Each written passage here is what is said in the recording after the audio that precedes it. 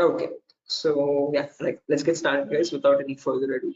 Before that, a quick formal introduction on my end. My name is Mohammed Shoaib, and I'm a cybersecurity trainer certified from EC Council. EC Council is the leading organization for cybersecurity domain certifications. Okay, and the demo that we have today is on the first foundational course called Certified Ethical Hacking. Okay, and the version of this course that is running at the moment is version 11, the latest one. Okay. So again, before we get started, this is a common question that I usually ask students, again, to understand their perspective on this topic. So again, guys, don't worry, even if you don't know the answer, or if you're not sure about it, still just try to initiate, and let's keep the session a bit interactive and fun rather than just keeping it one-sided. So a quick sample question, like, according to you, in your perspective, what do you think hacking is? Anyone? Again, guys, don't worry, I am not asking for any definitive answers or exact to the point answers. Whatever comes to your mind, okay, whatever you think hacking is, please let me know. Anyone?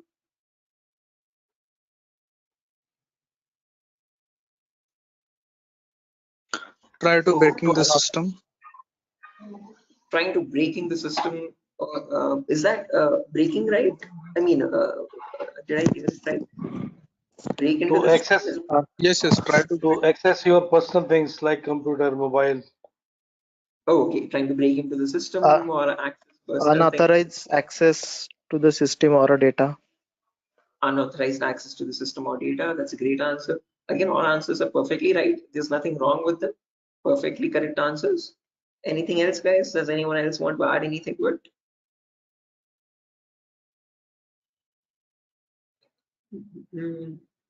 Right, perfect. No worries, guys. Thank you so much for those answers. Those are exactly right. There is nothing wrong with them. Okay, but if I had to just add upon that hacking, that definition, I would add it as hacking is the procedure of trying to gain access to information systems. Okay, these information systems could be anything.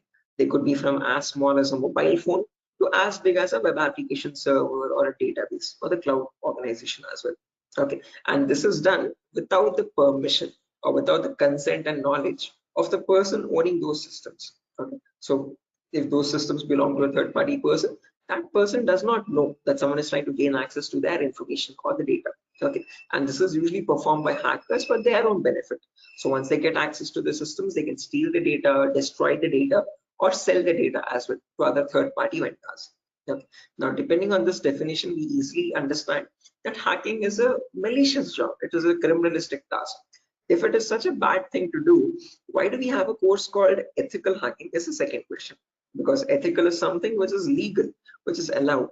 And how can it stand beside the word hacking, which is completely contradictory? So to define ethical hacking, on the other hand, this is the procedure of trying to find vulnerabilities. Okay, a vulnerability is nothing but a flaw or a loophole in the information system. So usually manufacturers might make mistakes somewhere here or there in the coding of the application. Okay, so that gives rise to something known as weaknesses in the information system, or in technical terms, it is also called as vulnerabilities. Okay, and this vulnerability finding, or the process of trying to find these vulnerabilities, is done with the consent and permission of the organization. Okay, so this is done in order to report it back to the target, okay, or to the authority, so that they can apply the appropriate patch for it. And once a patch is applied, that vulnerability is closed. It closes the doorway for the hacker to cause any harm. So thereby, with ethical hacking, we're trying to increase the security of the organization rather than cause any harm. Okay, so that is the main difference, guys, between hacking and ethical hacking. Where in hacking, we are trying to again, the hacker tries to take advantage of those vulnerabilities and tries to get information access. But in ethical hacking, you're trying to find those vulnerabilities, you're trying to report them back to get them patched so that you can increase the security. Okay, so I hope these two definitions are clear, guys. Again, if you have any questions, or if you have any queries, or if you want me to repeat something, please do not hesitate to let me know. Okay, feel free to interrupt me at any certain point. Okay, so now, depending on these two definitions, guys, of hacking and ethical hacking, we can categorize the types of hackers. So basically, there's three types. There's someone known as a black hat hacker, a gray hat hacker, and a white hat hacker. A black hat hacker can also be termed as a cyber criminal who performs hacking for his own benefit, okay, or sometimes even just for fun. without asking for consent. On the other end of the scale, we have the white hat hacker. Okay, white hat hackers are also known as ethical hackers or penetration testers. These are the people who abide by the laws and policies of the organization, and they work hand in hand with them to find the vulnerabilities and report it back. They do that so that they can secure the infrastructure rather than causing any harm. Now, in between, there's a third category, also known as gray hat hackers. Now, from the name itself, you can figure out they have some qualities of the black hat hacker as well as the white hat hacker, hence a mixture. Okay, so like a black hat hacker, they don't ask for permission before finding the vulnerabilities, but once they find the vulnerability, they report it back to the organization. Okay, and that is done in return for a bounty. A bounty is nothing which benefits them. It could be a financial reward or a reputational reward, anything which benefits them or their careers. Right. Now, all these three types of hackers, whether it be a black hat hacker or a gray hat hacker or a white hat hacker, they perform hacking or ethical hacking in a certain number of steps. Okay. And those steps collectively are called as hacking cycle or cyber kill chain. Okay. Now let me list those steps out one by one so that you can have a clear picture of what the whole course is about, and then we'll briefly discuss about all of them. Okay, so you can ask your questions regarding those. Okay, so the first step that you perform in hacking cycle or cyber kill chain is known as information gathering. Now, certain organizations term this step in different names. They can also call it as reconnaissance or footprinting. Second step is known as scanning. It can also be referred to as enumeration. Third step is gaining access. Fourth step is maintaining access. And the last step is known as reporting or clearing traces. Now, the reason I've specifically mentioned "or" in the last step over here is because that is where it makes all the difference between the white hat hackers and black hat hackers. If you're a white hat hacker or an ethical hacker, you would perform the first 4 steps and then you would generate a report with all the vulnerabilities and the solutions for that and submit it to the organization. But if you're a black hat hacker, obviously you're not going to submit the vulnerabilities, but you're going to take advantage of them. You're going to attack the system, get access to the data, steal the data, and then remove all the evidences, which is nothing but clearing the traces or removing the footprints. Okay, so any questions or doubts, guys, up to this part before I proceed further into the technical part? Any queries or any confusion at the moment? Again, guys, I hope the audio and video is fine. Any issues with my audio or video? Okay. What is this enumeration, sir? Again, yeah, we'll be coming to that, guys. We'll discuss each of these steps one by one so you have a better understanding of what all of them are. Okay, at the moment, until now, here there are no questions, right? Because I guess there's some issues with the audio or video. Some people are exiting and rejoining again. Any issues, any technical issues with my audio or video at the moment? Okay, perfect. Sir, your voice is breaking. Oh, my voice is breaking. 1 second, guys.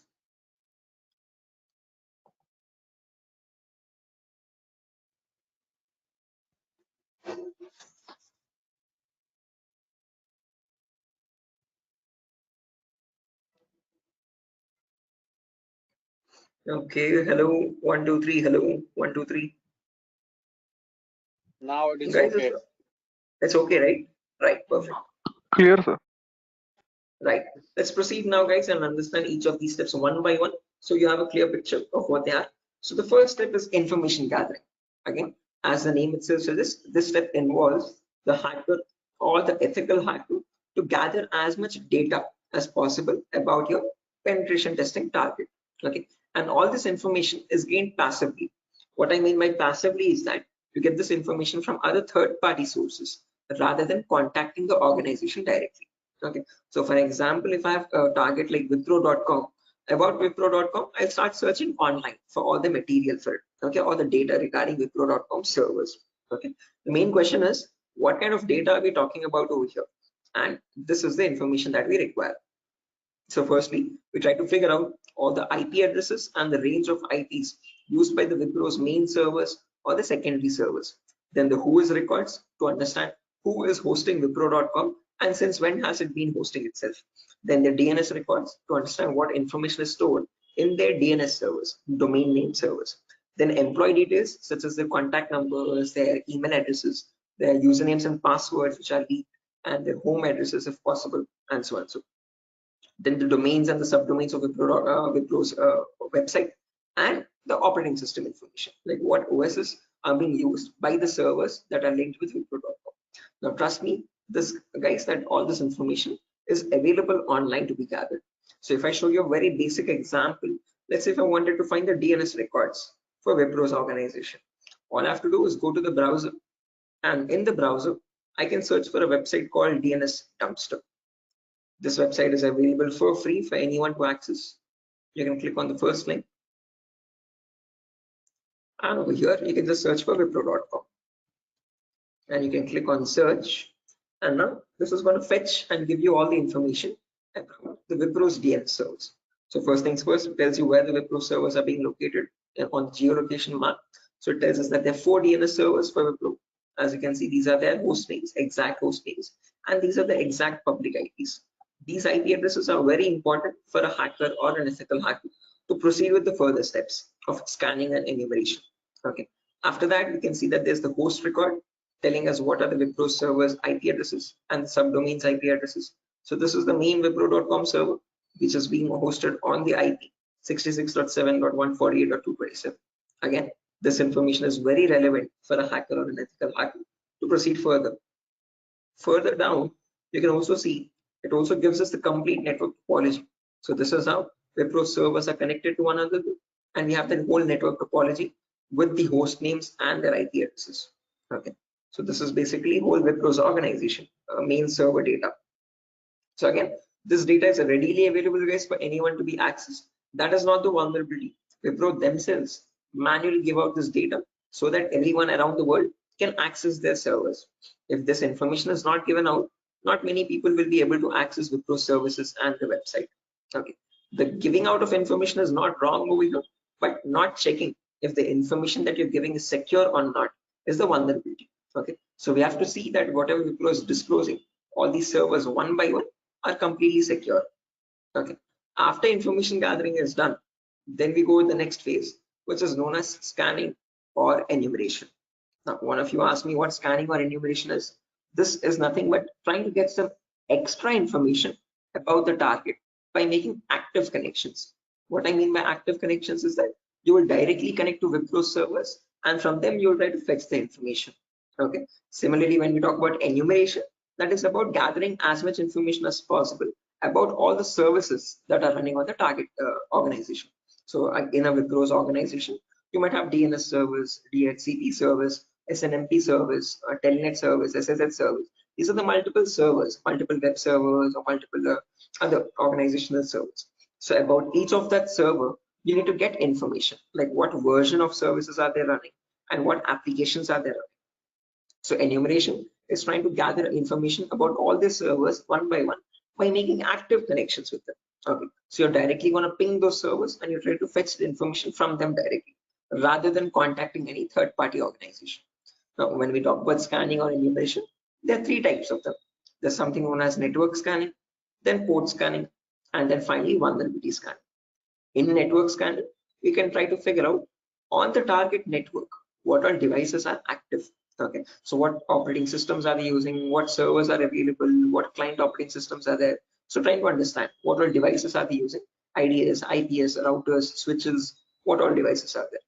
On those devices, then you perform port scanning. Port scanning is where you try to figure out what ports are open, and on those ports, what services are there running. Okay, what applications are there running. Then finally, you perform vulnerability scanning to figure out on those services, are there any vulnerabilities? Are there any weaknesses that you can attack on? So during this phase, we'll be using 2 important tools called Nmap and Nessus. So if I just search for enable Nessus over here, this is the tool that is used in organizations as well. So if I click on the first link, as you can see, this is Nessus Professional. If I click on buy, it's around $4,000 for 1 year subscription.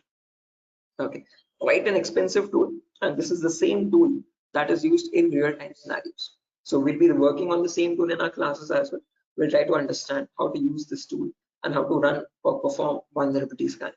The reason why I'm showing you all this is just to make you understand that we will be using real-time scenario tools. Okay, whatever is used in organizations at the moment, we are up to date with those tools. Okay, after if I show you example, as you can see, I have the Nessus installed on my system over here. I'll show you how you can install on your system as well, and you can see you can perform various types of scans, and once you scan a system, it shows all the vulnerabilities one by one, the critical vulnerabilities or medium vulnerabilities, information based vulnerabilities. Again, don't get too confused, guys. We'll again learn how to understand this report. What are these vulnerabilities? What are these different levels of vulnerabilities? We'll understand all that. Okay, but basically Nessus is a tool which can perform network scanning or port scanning and try to understand what vulnerabilities are there on each and every system. So this is an automated tool. We learn how to perform automated testing and get a report from it. Once you get a report, you need to perform manual testing also. Okay, and that is nothing but our next phase, which is gaining access. Okay, so this is a huge concept. It covers a vast variety of topics, guys. We'll discuss them one by one. Okay, so the first topic that we'll be learning in gaining access is system hacking. So in system hacking, we'll understand how we can crack or bypass a Windows operating system password. So if you have Windows 7 or Windows 8 or Windows 10 or Windows 11, does not matter. Okay, whatever operating system you have, how do we crack that operating system? How do we get the information about their passwords? If you are unable to get the passwords, how can we bypass authentication and get access to the internal files is what we learn in system hacking. After that comes malware attacks. Malwares are nothing but, in short, malicious softwares. So we'll practically learn how to create each of these malwares, whether it be viruses or worms or trojans, spyware, whatever it be. We'll understand how malwares are generated and how we can protect our system from malwares. Or if there is a malware already installed, how can we detect that malware and prevent it from running further or causing any further harm.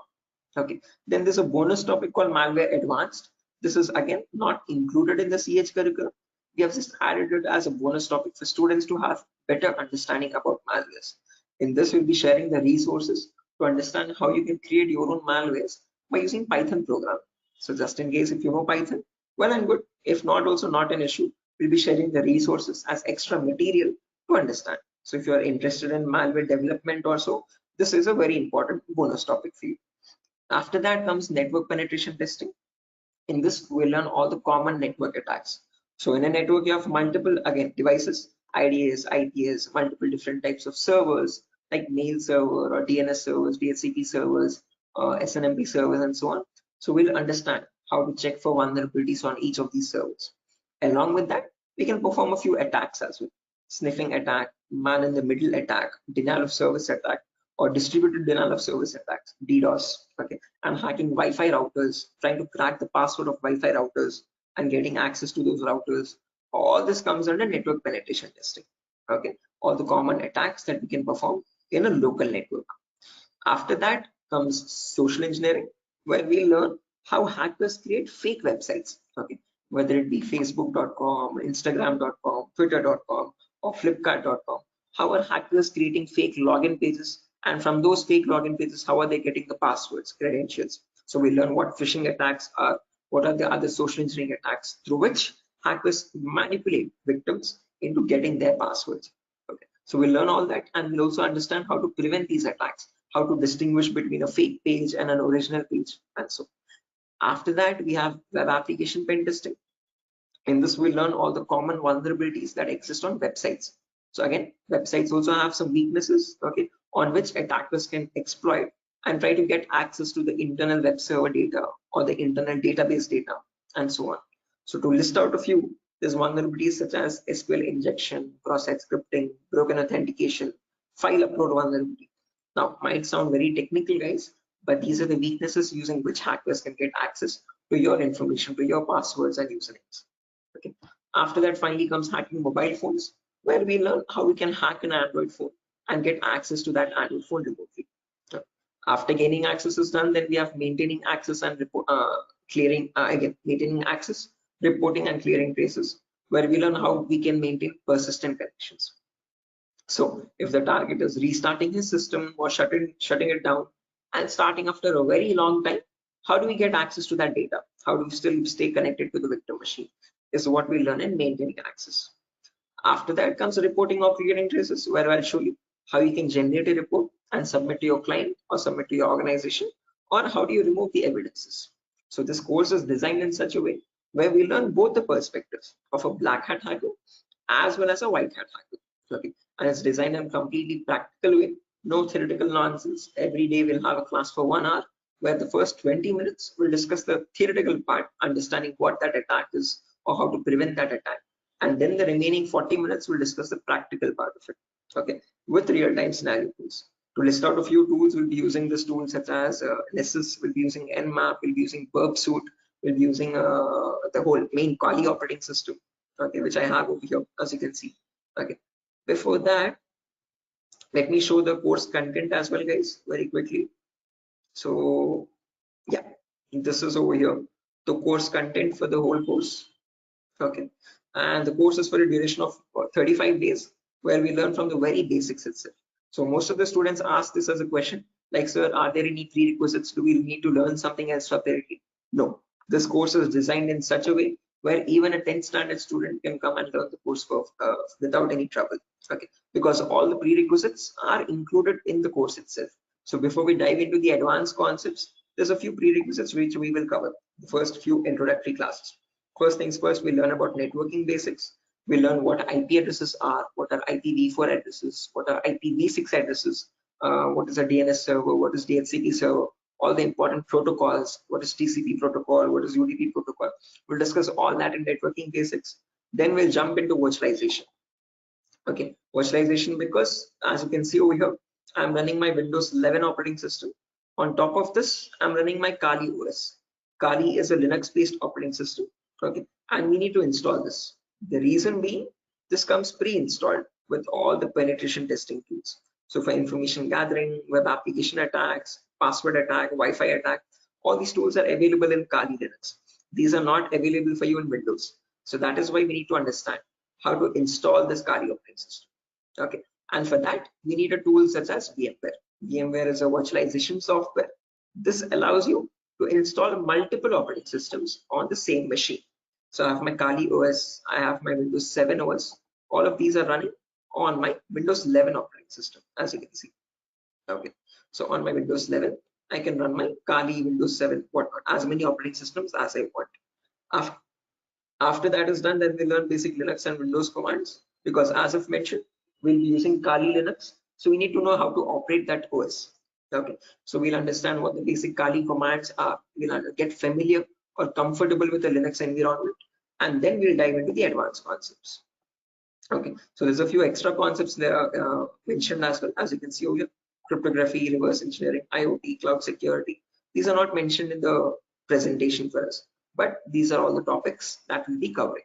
Okay, the whole course duration is around 1 month, guys, 30 to 35 days, and we'll have a class from Monday to Friday onwards for every day for 1 hour. Okay, and the timings will be same. We'll have timings at 8 p.m. Every class will be recorded, and you'll be getting the recordings as well online, which we will have permanent access to. So just in case if you're missing out any class, you can access the recordings whenever you want. Okay, if needed, we can take backup classes as well on Saturdays and Sundays, just in case if there's a lot of absence. Okay, so yeah, that's that, guys. A quick introduction on what the course is and how long the duration of the course is. If you have any questions, you can shoot at me right now. Please let me know, guys. Any queries, anything that you want me to repeat or so. Can you hear me?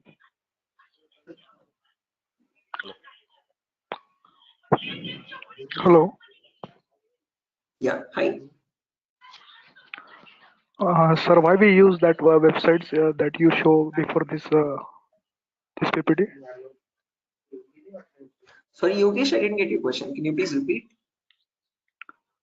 Sir, we as you said that we use some websites for ethical hacking. So that website that you opened before this PPT, I'm asking about that Yeah, website.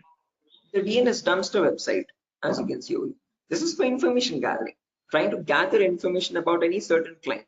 So before we perform hacking, it's very necessary that we know all the data about that organization or the data about that target. So in order to get that data, we have to visit these third-party websites. Okay, Sometimes your organization might not give you that data sufficient for us. Okay. That is why we need to gather that information from other third-party sources, websites like DNS Dumpster and so on. Okay. The more the data you have, the more possibilities you have to attack the system. Okay. The more attack vectors you can find or possible paths you can find to attack the system. Okay. So that is why it is necessary to access these websites and get the data about our target from these websites. Okay, okay, so understood. Right. Any other questions, guys?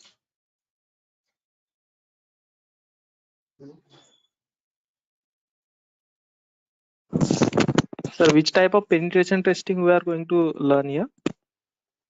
Again, CEH is a very comprehensive course, guys. We're not going to be going into any advanced level penetration testing, but we will learn all the kinds of, whether it be web application pen testing or network penetration testing or system hacking or Android pen testing. We'll be covering the basics of all of them.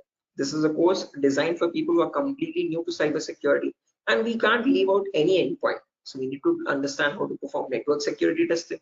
We need to perform web security testing, Android security testing as well, and Windows or Linux security testing as well. So we'll be learning all of them one by one.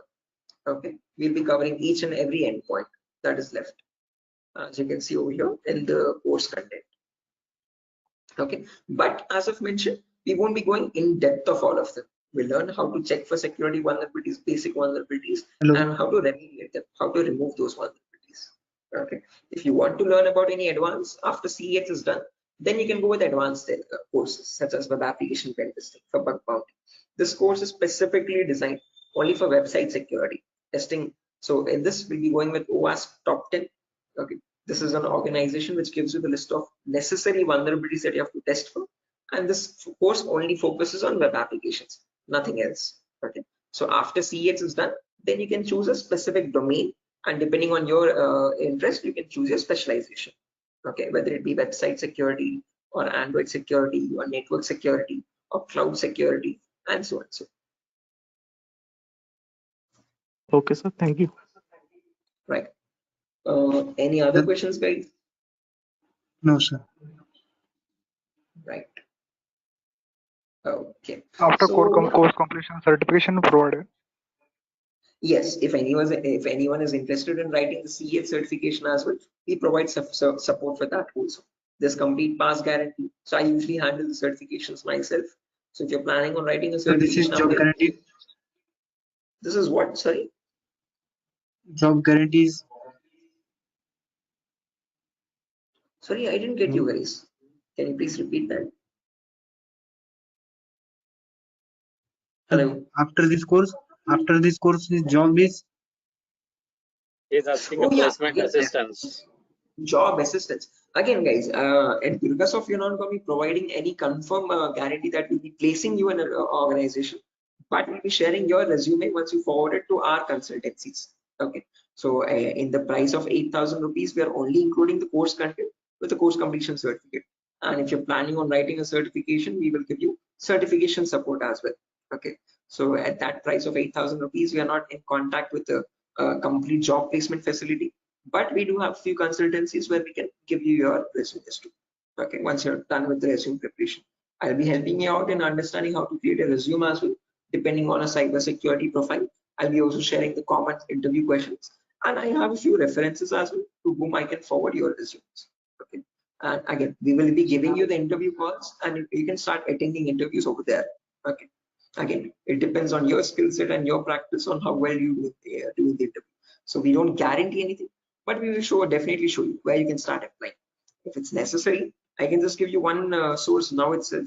You can, after your course is done, this is the common website that I usually suggest for students, jobs.null.community.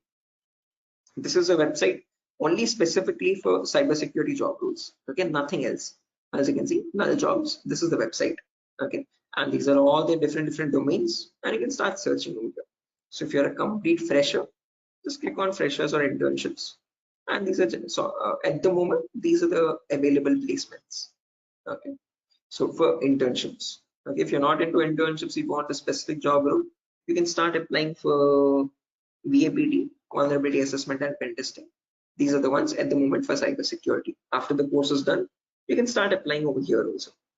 So this is one website that I suggest to most of the students once the course is done, to start applying for jobs. Okay. So again, how well you do, it depends on your skill set and your practicing, guys. Okay. And this website is specifically only for cybersecurity jobs, nothing else. Okay. Any other questions, guys? No, sir. Thank you. Right. Again, if you practice properly and if you're done with the course, guys, and if you're thorough with all the concepts, getting a job in these portals is not that tough. Okay. There's a lot of students from our previous batches as well who have searched for jobs in this nuts.job.co.in and they found their internships and their jobs. Okay. So again, as I've mentioned, once you sit for the interview, it's all on you. Okay. So it depends on your preparation of how well or bad you do. So we can't guarantee anything, okay, because that's on your skill set, but we can at least show you where you can start applying for jobs. Okay. So yeah, that's that, guys. Nothing further for our session today. And yeah, if you have any queries, again, over here is my number. Just in case if you have any queries, technical queries, you can let me know. This is the number over here, 768-006-9768. Hello. Hello. Yeah, I can hear you. Prabin, I can hear you. Yeah. So I just wanted to know. Actually, I'm a working professional. I'm Right. I'm working on the front end side, but wanted to move into this domain. So, what suggestions could you, give me on that side? Again, same, I would recommend if you're completely new to this domain, go with Certified Ethical Hacking, CH version 11. This is a foundational Okay. course for people completely new, so you'll be learning everything from scratch. After that is done, if you possible, if time and financial permits you, you can write the certification as well from EC Council. So there'll be a CH examination for 125 questions. Okay. And if you give 75% of them right, you get certified from EC Council. You get a certificate from the US organization. Okay. So that adds edge to your resume. If not, if you are not, again, certification is quite costly. It's around $500. So if you're not planning on writing the certification, I would recommend doing some extra advanced courses as well after CH is done, and then add that at least to the resume to build some edge again. Okay. Okay. And is there any coding involved here, or is it into completely into, the No, security part? not at all. In CEH, you don't have any requirement for coding level language. But if you're planning on going for some advanced courses like web application pen testing or mobile security testing, there you might need to have some basic knowledge. Okay. So when we talk about web application, it is necessary that you have basic knowledge on HTML and JavaScript. Okay. But when we talk about CEH, the foundational course, for this we have no requirement for any coding level language knowledge. Okay. And what kind of roles we can apply after the completion of this course? Like someone is if having 5 years of experience and he has transited into this particular cyber security. What kind of roles would be available? Again, as you can see over here, these are the roles that you can start applying for. VAPT assurance lead or VAPT senior security analyst, cyber security consultant. These are all the job roles. Penetration tester, security analyst, or monitoring job roles, and so on. Vulnerability Okay. assessment tester. These are the job roles you can start applying for. Okay. Cool. Thanks. Right. Any other questions, guys?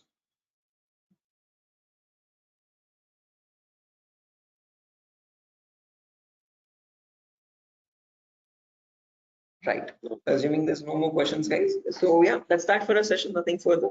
Again, we'll be starting the course from Monday onwards, guys. Tomorrow and day after tomorrow, we'll be having the same demo. So just in case if you have joined late also, you can join tomorrow as well at the same time. And if not, you can directly join the course on Monday. Okay. If you have any further technical queries, guys, here's my contact number as I've mentioned already. Although if you have any queries regarding the course date or again course fees regarding that, you can contact the institute. Okay. So yeah, that's that, guys.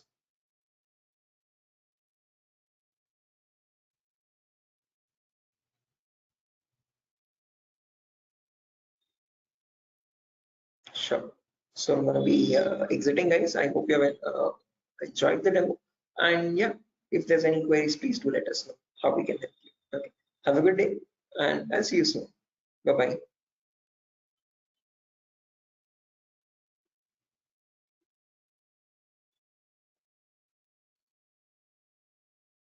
Thank you, guys. Thank you.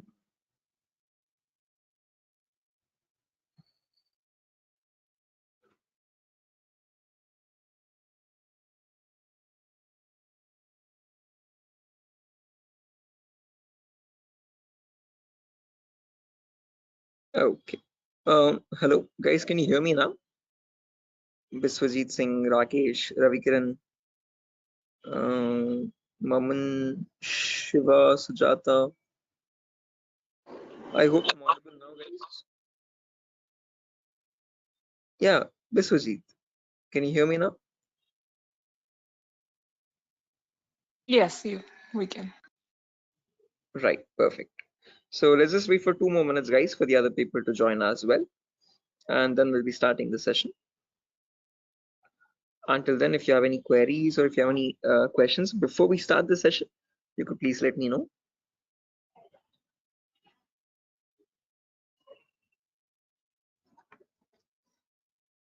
So, Yes, I excuse can me, hear sir. you. Yeah. So, is this the same demo was on Sunday? Yes, the same demo itself, guys. Oh, okay. I have attended on Sunday, so I thought it would be some different or what. No, it's the same demo, guys. A shorter version of that same demo. Again, we'll be starting the live classes, or the course is going to start from Monday onwards. So just in case we're planning on joining the course, you can join from Monday. The first class will be on networking concepts. Okay, thank you. Tomorrow as well, we'll have one last demo. So Thursday and Friday, today and tomorrow will be the last demo sessions, just in case if students have missed out the previous demos, they can join. That's one last chance for them. And then from Monday, we'll be starting the course itself. Yeah, okay. So just in case, guys, if there's anyone who has already attended this demo session, again, just a heads up, this is going to be the same demo. It's not going to be any different from the previous ones. Okay, this is just backup sessions or backup demos for people who could not join earlier. Okay. Okay. Thank you. Sure.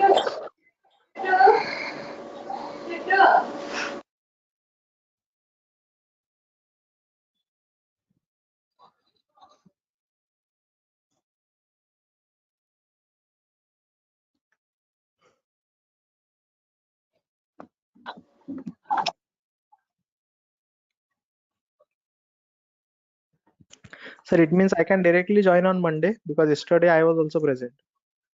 Yeah, sure, guys. Again, as I've mentioned, it's the same demo. It's not gonna be any different. So this is only for people who are completely new to it, who have not attended the previous demo sessions. So if you have already attended the demo session, guys, you can join back on Monday itself directly. Okay, and the timing will be same at 8 p.m. Same time, 8 o'clock in the night. Okay, thank you. Sure. Okay, guys, so let's get started without any further ado. Before I get started, a quick formal introduction on my end. My name is Mohammed Shoaib. I'm a cybersecurity trainer certified from EC Council. EC Council is the leading organization for cybersecurity domain certifications. Okay, and one of the courses that it provides for people who are completely new to this domain is Certified Ethical Hacking version 11. This is the latest version of the course that is running at the moment, and this is a course designed in such a way for people who are completely new to this domain. So if you have no knowledge about what cybersecurity is or what hacking or ethical hacking is, this is the course to get started with. Okay. So before I proceed further, this is a common question that I usually ask all the students just to understand their perspective on this topic. So again, guys, let's keep this session a bit interactive and fun. So my first question to you is to understand what your perspective is on hacking. So again, not asking for exact definitive answers, guys, but just to understand your view on it. Okay, so whatever comes to your mind, please do let me know. In your terms, what do you think hacking is? Anyone? There's Biswajit, there's Maman, Rakesh, who else? Shafiuddin, Shiva. Hello. Yeah, Biswajit, I can hear you. Sir, actually, according to me, hacking means to hack the information of organization or any systems. Right, yeah, hacking information or getting access to the information of organization systems. That's a good answer, Biswajit. Anyone else, guys, who wants to add anything to that? That's a perfectly right answer. There's nothing wrong in it at all. Perfectly all right. Any other additions to that, guys? Anyone who wants to append anything to that answer?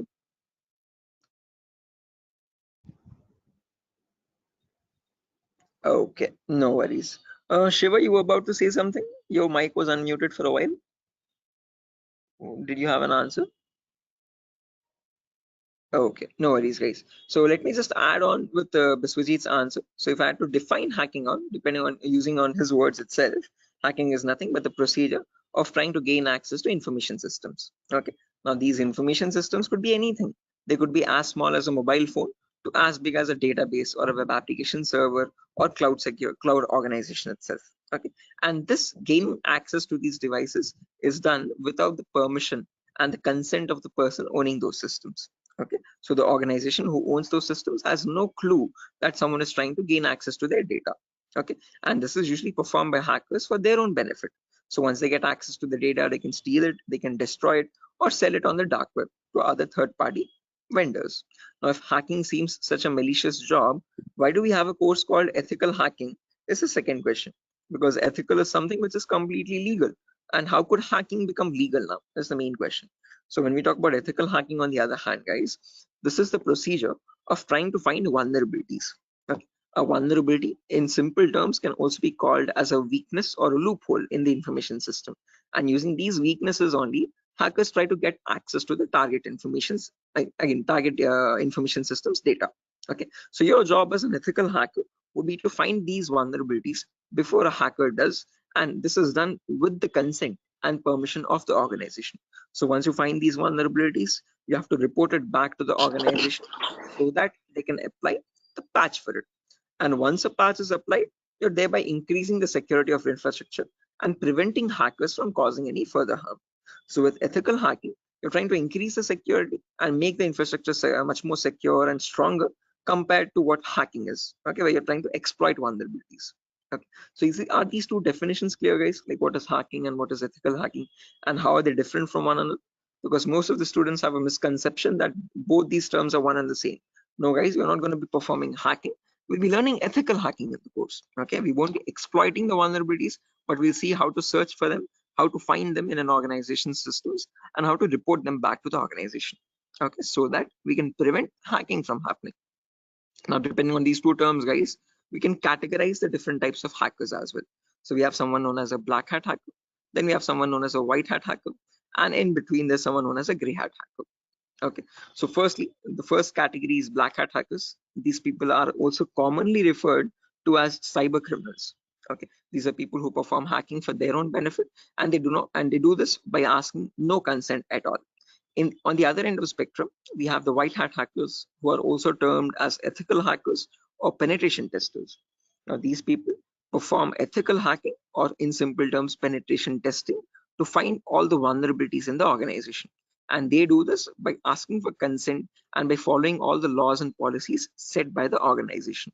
So they do not cross any line, they do not perform exploitation of any vulnerabilities, they only work to increase the security of the organization. Now, in between white hat hackers and black hat hackers, there's someone else known as a gray hat hacker. Now, as the name itself suggests, these people have both the qualities of black hat as well as a white hat hacker. Like a black hat hacker, they don't ask for permission before finding the vulnerabilities. But once they find a vulnerability, like a white hat hacker, they report it back to the organization. Okay, they don't take advantage of it, they don't exploit it and try to attack the system, but they report it back so that they can help the organization. But it's a give and take relationship, so it's there's kind of a bargain over here. Okay, the catch is that these gray hat hackers ask for a bounty in return. Okay, a bounty is anything which benefits them, so they could ask for some prize reward, or they could ask for some reputational reward, anything which benefits their career and profile. Okay, and that is why, in simple terms, they are also known as bug bounty hunters. They find bugs in return for a bounty. Okay, so they're hunting for bugs. Okay, now all these three types of hackers, whether we take black hat hackers, gray hat hackers, or white hat hackers, they perform hacking or ethical hacking in a certain number of steps. Okay, and they follow a procedure, a systematic procedure. That systematic procedure is known in simple terms as hacking cycle or cyber kill chain. Okay, various organizations categorize these steps into various numbers, but if I had to summarize it up, there are 5 important steps in hacking cycle or cyber kill chain. Whether you take a black hat hacker or a white hat hacker or any kind of a hacker, he needs to follow the same procedures as well. Okay. Now let me list them out first, and then we'll discuss in detail about each of them, so you have a clear picture of what the whole course is about. Okay. So the first step is known as information gathering. It can sometimes also be referred to as reconnaissance or footprinting. So they are one and the same term, guys. Don't get confused. Various organizations use various terminologies, but whether you hear information gathering or reconnaissance or footprinting, all the three terms are one and the same. After that, you have scanning, which can also be referred to as enumeration. Then you have gaining access, then you have maintaining access, and then finally there's reporting or clearing traces. Now, the reason why I've mentioned or over here in the last step in capitals is because to make it a note to understand that this is the only step where you have a difference between black hat hackers and white hat hackers. Now, whether you're any kind of a hacker, whether it be black, white, or gray, the first four procedures are to be followed mandatorily. So you have to follow those first four procedures in the same order. After that, in the end, what changes is the last thing that you do. Okay, if you're a white hat hacker, you would definitely report all the vulnerabilities that you have found with the remediations, with the solutions to remove those vulnerabilities. If you're a black hat hacker, definitely you're not going to be giving any solutions, and obviously you won't be reporting it, but you will try to remove all the evidences. So whatever harm you have caused, whatever data you have stolen, you might leave some footprints here and there. Okay, so that is why it's very necessary that you remove or clear those footprints so that you cannot be traced out and you stay anonymous. So that is known as clearing traces in simple terms. And in our course, we're learning both the perspectives, how we can generate a report and submit to the organization, or how hackers clear the traces and remove all the evidences. Okay, now let's briefly discuss about each of these one by one, guys, so you have a better idea on the whole course. But before that, any questions, guys, for anyone? Again, please feel free to interrupt me at any certain point. Do not hesitate to ask a question. Please let Hello, me know. Yeah, Biswajit, I can hear you. sir. Is this class is getting recorded? Yeah, this will be recorded, definitely. Every single class that we take will be recorded and it will be uploaded to the Google Drive. So even once we start our course as well, the whole duration of the course, every single day we'll take a 1 hour class, and each class will be recorded and uploaded to the Google Drive. So that Okay, just sir. in case if you're missing out, if you're absent for a session, you can access the recordings whenever you want to. Okay, okay, sir. Actually, from the starting, you told about hacking and ethical hacking.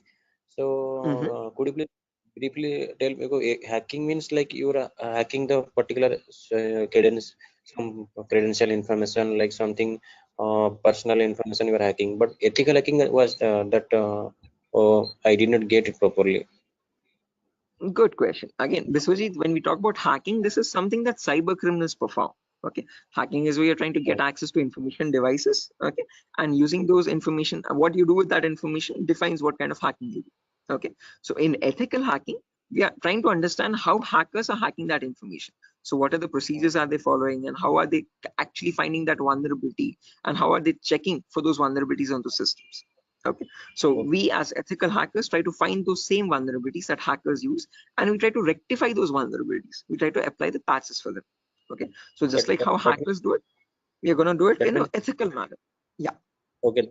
That means, sir, if a hacker is trying to hack some particular information, and the ethical hackers are there to prevent that through their coding or whatever the algorithms. I think.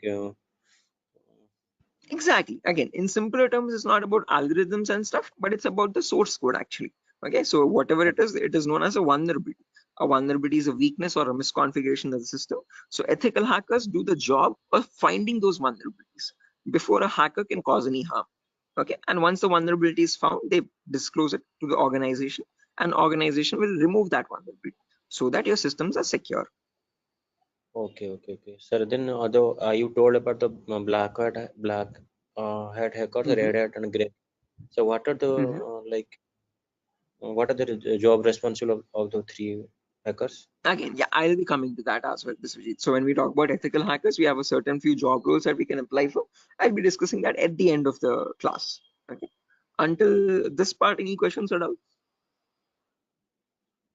Okay, okay, hacking cycle. And you information gathering, scanning, information. You will tell detail about this chapter, I think. Right now, yeah, that's the main thing to do right now. I'll be doing that now. Okay, okay, okay. Sir, you continue. Sure. Right. Anyone else, guys, who has any other confusion or any issues with the clarity? Mamun, Shafiuddin, Shiva. Right. Okay. Now let's briefly discuss about each of these terms, guys, one by one, so that you have a better picture of what we are going to be discussing in the course as well. Okay. So the first step is information gathering. Okay. As the name itself says, information gathering is nothing but trying to gather as much data as possible about the target organization. So if we take a client, for example, Wipro.com, for the time being, we need to gather information about Wipro servers. Okay. Now the main question is, what kind of information are we talking about over here?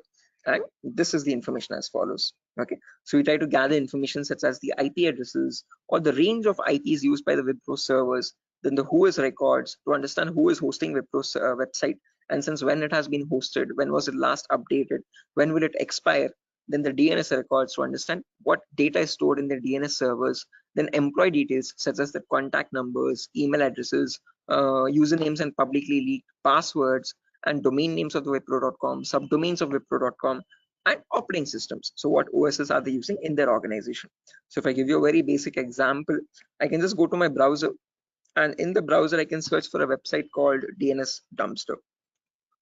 This is a common website that I usually show in the demo sessions. So if I search for DNS Dumpster, I get the first link. Now this is an example of information gathering.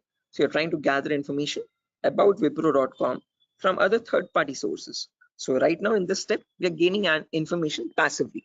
What I mean by passively is that we are not contacting Wipro.com directly, but we're trying to gather information about Wipro.com from other third-party sources, such as DNS Dumpster. Now when I click on search, I can notice this gives me all the information about Wipro's DNS servers. Okay, so at the moment Wipro has 4 DNS servers with these host names and these exact public IPs. So these IP addresses are very important for a hacker or for an ethical hacker to proceed further in the further steps of hacking. Okay, after this information is given out, we can see the mail servers, we can see the DNS servers, we can see all the host records, which are nothing but the main servers of Wipro.com, the main domain name and the other subdomains, and their exact public IPs. Scroll down much further and you can see the whole complete network topology. So this is how Wipro's servers are connected to one another. Okay, so these are all the servers of Wipro. Okay, the main domain and all the subdomains, and the mail servers also, mail or DNS servers. Okay, so this gives us complete information of all the endpoints that you have to test for complete security of Wipro.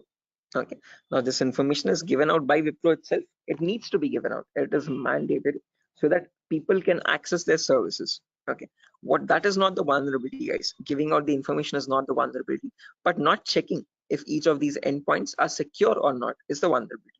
So a pen tester or an ethical hacker needs to check for each and every endpoint and see to that that on each of these servers there are no unnecessary ports running or unnecessary services running which are having vulnerabilities. Okay, so now next comes the scanning phase. So after you gather information like this about a target organization, then we go with the scanning phase. Okay, scanning is where we get some extra information by directly contacting the servers. Okay, so to gather more information by making active connections with the direct target. So in this phase, we'll be using 3 types of scanning. There's network scanning, port scanning, and vulnerability scanning. In network scanning, we try to figure out on the target network, on the target organization, what all devices are being used. So if we take Wipro, for example, in Wipro's company or in the Wipro's office, what all devices are being used? What servers are they using? What firewalls are they using? What IDS, intrusion detection systems or intrusion prevention systems are they using?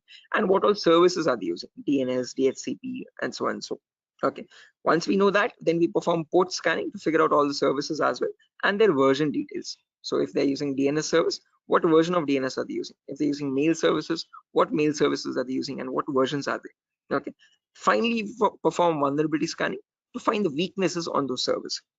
So if there's any application with an inbuilt weakness, or if there are any misconfigurations like weak password or default unnecessary ports open, all that comes under vulnerabilities. So we scan for vulnerabilities by using some automated tools. Okay. So if I go to the browser now, I can show you one of the very important tools, which is Tenable Nessus.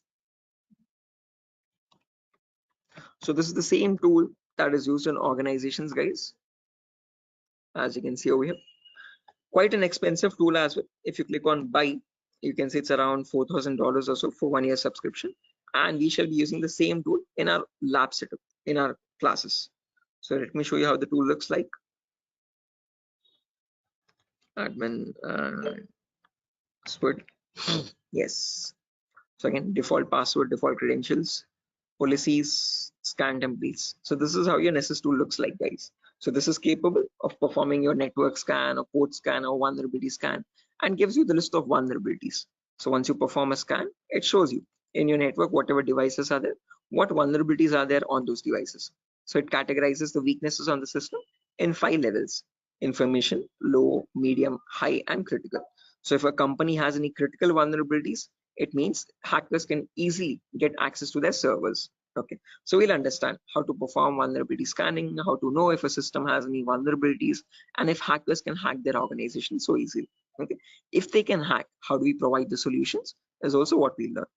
Okay, after scanning is done, then we go with the next phase, which is gaining access. Now this is a huge concept, guys, covers a lot of variety of topics, and these are the topics as follows. Before I proceed further, any questions or doubts up to this part, guys, in information gathering or scanning?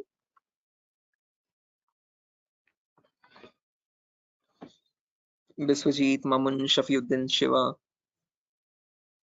please do not hesitate, guys. If you want me to repeat something, I will definitely do. Sir, Yeah. Sir, please repeat that first part. Which one? Like before gaining access, you told us some gathering information. Like I understood that what if their system in vulnerability in the system, so hackers are easily hack that system. So I understood somehow. Oh yeah, in information gathering again, Biswajit, as I've mentioned, we try to gather information from other third-party websites. So there's websites like DNS Dumpster, Hunter.io. So from other third-party sites, we gather information about the target. After that, then we perform scanning. So we directly get access to target servers or whatever target it is, whether it is Wipro.com or so and so. Okay, and in their target organization, we perform the scanning to figure out in their network what devices have what vulnerabilities. So in my local network, I have scanned for 3 devices, and in each of these devices, I can see the weaknesses on each system. Okay, tells you what the weakness is. Okay, if there's an unsurpassed solution to remove that vulnerability, and what can be performed with that vulnerability. So this scanning tool gives you that up-to-date information. Okay, so this is all this all comes under automated vulnerability scanning. Okay, so this is something that you always perform in an organization to test for vulnerabilities on different systems. Okay, it's a software. Yeah, it is a software. This is the Nessus tool. The Nessus tool is nothing but a software that we have. Okay, sir. Okay. Right, so this is the same tool that is used, the same software that is used in organizations as well. Okay, and we'll be running in real-time scenario. Whatever tools that are being used, we work on them in real time. Okay. So yeah, now proceeding further, after all this is done, then we go with the gaining access phase. This is where we try to perform various kinds of attacks to get access to the systems. Okay, once we perform the scanning, once we know that these are the vulnerabilities on which you can attack on, next part is nothing but to attack directly, which is nothing but penetration testing. So in this, as I've mentioned, there's a huge set of topics. Okay, so let me discuss them one by one. So first topic that I will be discussing is system hacking. So in system hacking, we learn how we can hack or crack or bypass a Windows operating system password. So whether it be Windows 7 or Windows 8 or Windows 10 or Windows 11, doesn't matter. How do we crack or how do we bypass the password is what we learn in system hacking.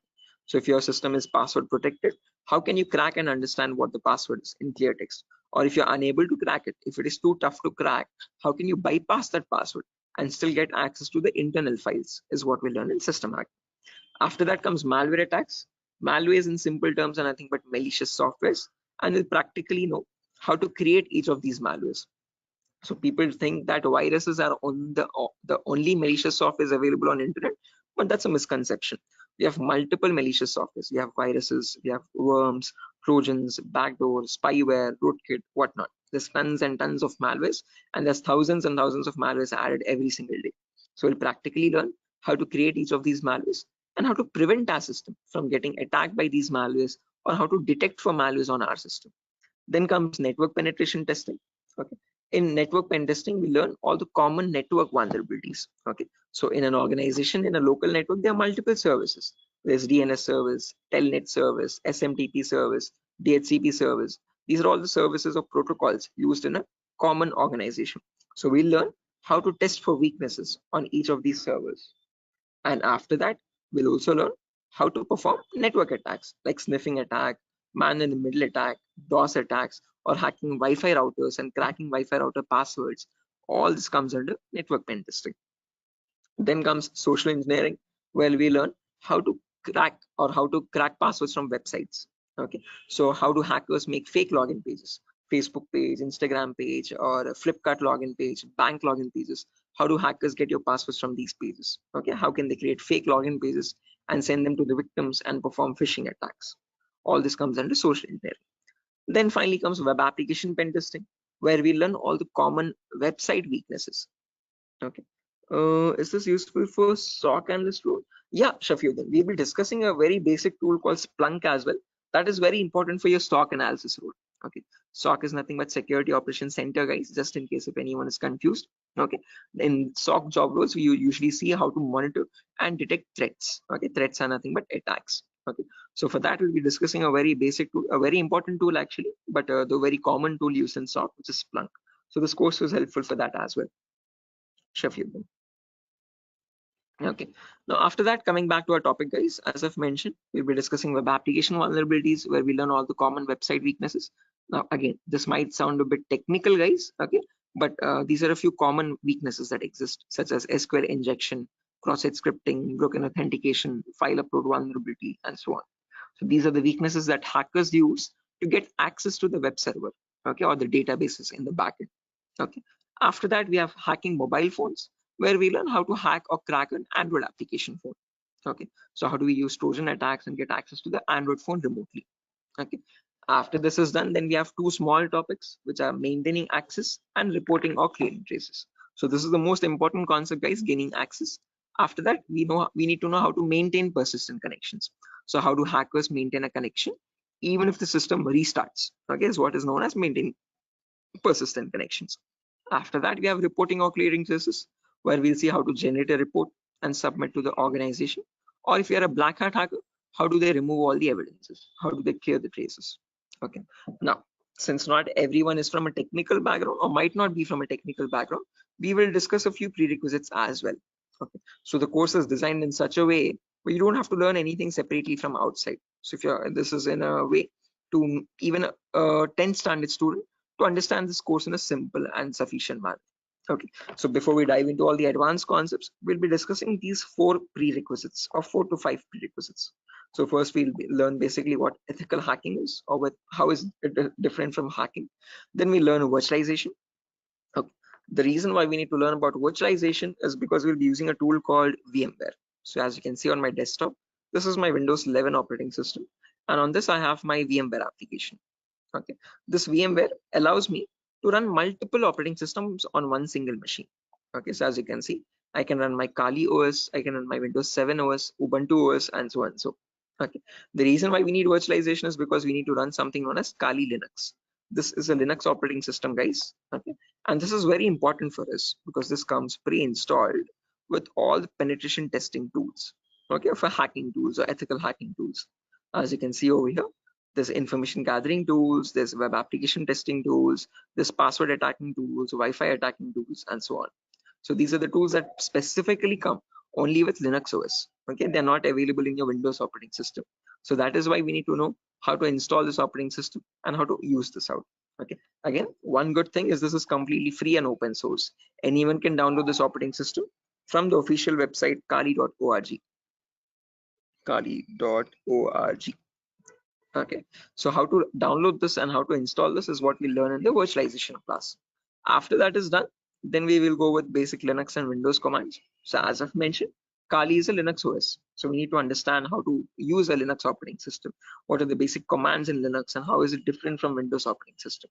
After that, we learn basic Windows server configuration, how to configure a DNS server, how to configure a web server in Linux, in Windows OS. Okay, and after all that is done, then we go with the important concepts. Okay, information gathering, scanning, enumeration, then gaining access, maintaining access, all that comes after that. Okay, so until these concepts are done, then you'll be ready for all the advanced concepts. So this is designed in such a way where you don't have to learn anything separately from anywhere else. Okay, so after that, again, there's a few bonus concepts as well, guys, such as cryptography, reverse engineering, IoT, cloud security, Splunk.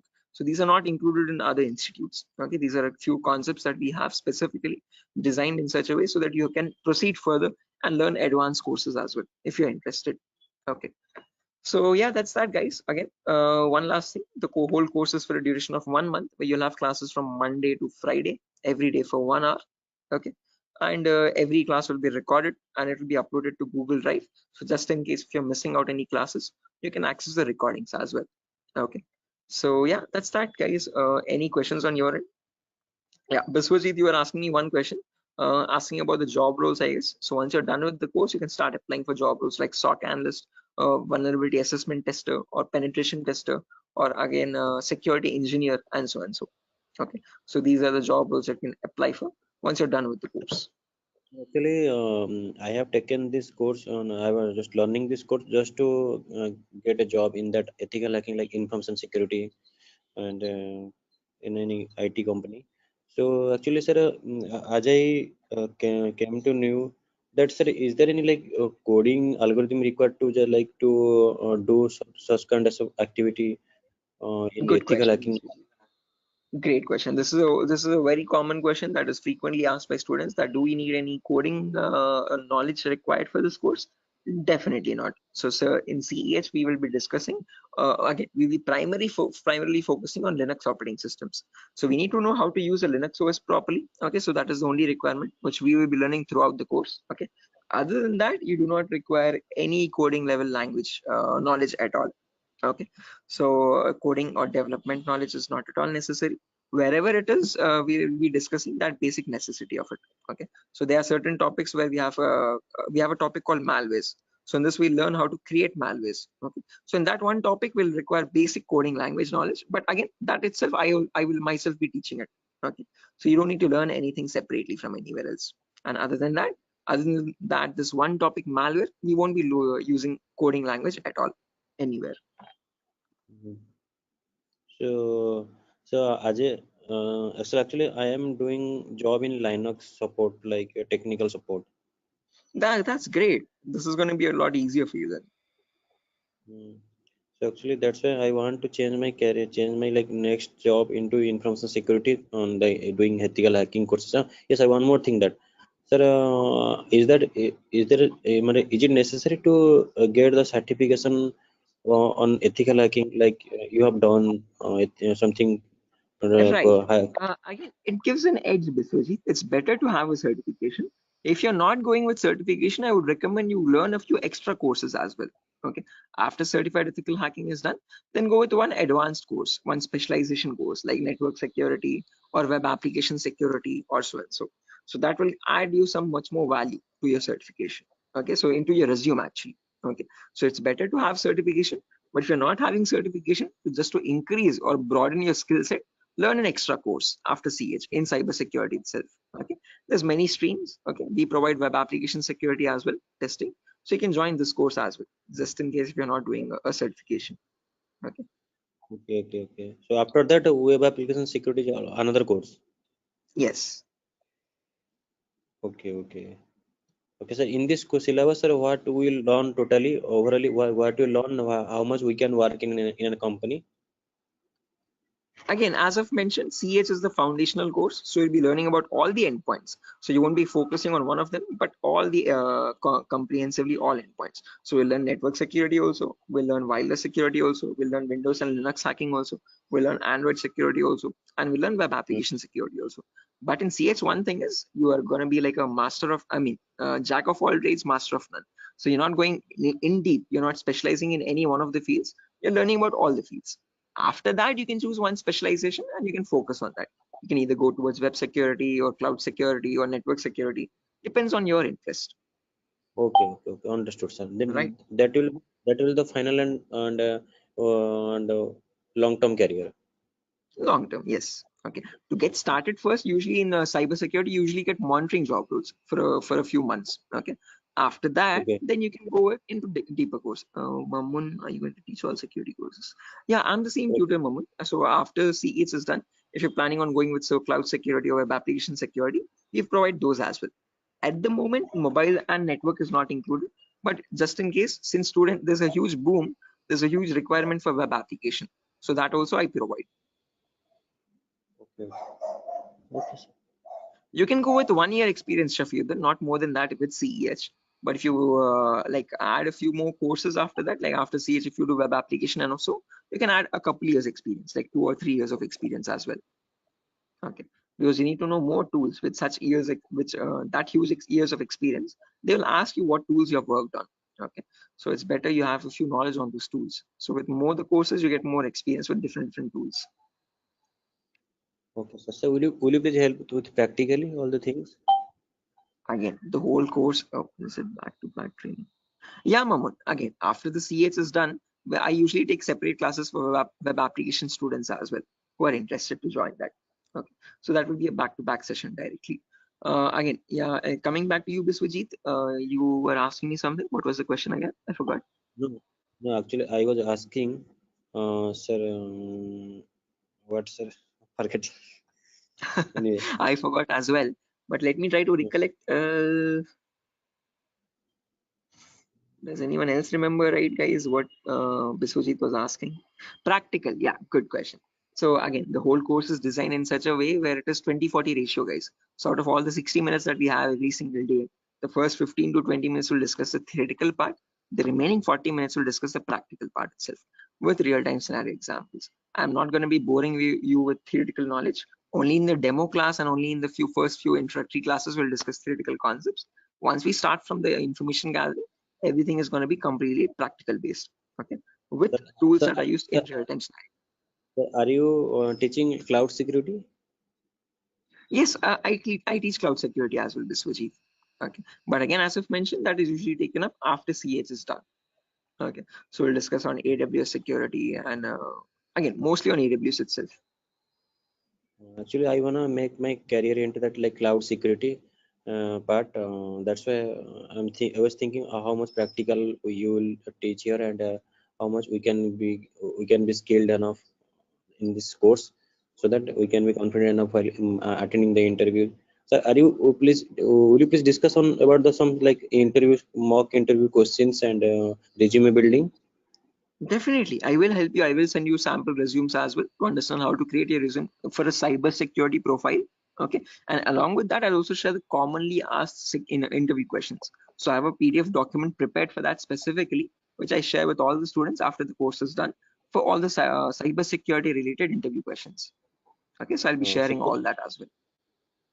Okay, sir. No, because I have planned after completion of this course, I have planned to move on cloud security by practicing those questions and all the practical things.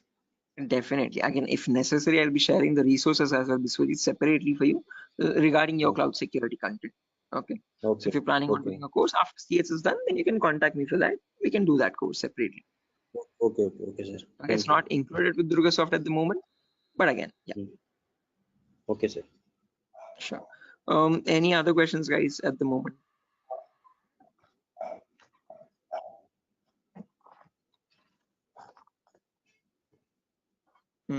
Okay, assuming there's no questions, guys, I'll be ending the session over here.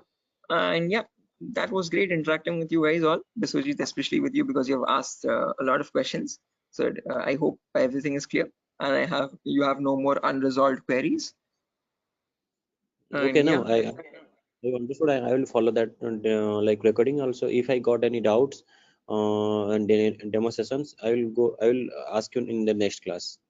Definitely, sure, definitely. Again, guys, if necessary, here's my contact number as well, 76800696768. If you have any technical queries, you can contact me over here. If you have any queries regarding what other technology we should know, again, Mamun, as I've mentioned, it's better to have Linux knowledge, Linux commands knowledge, and how to use a Linux operating system, and basic networking knowledge. What are IP addresses, what are IPv4, what are IPv6 addresses. If you do not know these also, as I've mentioned, all these are included in the course itself. So these are the prerequisites which are required. But again, I have included them in the course just in case if you're not familiar with them. Okay. So there's no prerequisite for joining the course. All you need is a good laptop to run the practicals. Okay, minimum requirement would be at least an i3 processor, oldest to oldest i3 processor, and minimum to minimum 6 GB or 4 GB RAM. If you have 8 GB, that is recommendable. Okay, recommended. But if you have minimum 4, it might hang a bit, but it will work. Okay, so one important requirement is you need a laptop or a device for practicing, because we have a lot of practicals in the course. Okay, so other than that, nothing else is required. Okay, just interested mindset and a device to practice on. Those are the only 2 requirements for this course, nothing more. Okay. All right, so yeah, that's it guys, nothing further for the session today. If you're interested to join the course, you can join this from Monday. We'll be having the first class on Monday for networking concepts. Okay, and after that, yeah, tomorrow as well there's another demo session. So just in case if anyone is planning to join a demo again, you can join it tomorrow at the same time. If not, we'll be starting the course from Monday itself directly. Okay, thank you, sir. Okay guys, good day. Thank you for joining the session. It was great interacting with you, and I'll see you soon guys. Bye, have a good day. Thank you, sir. Good night. Thank you guys, good night.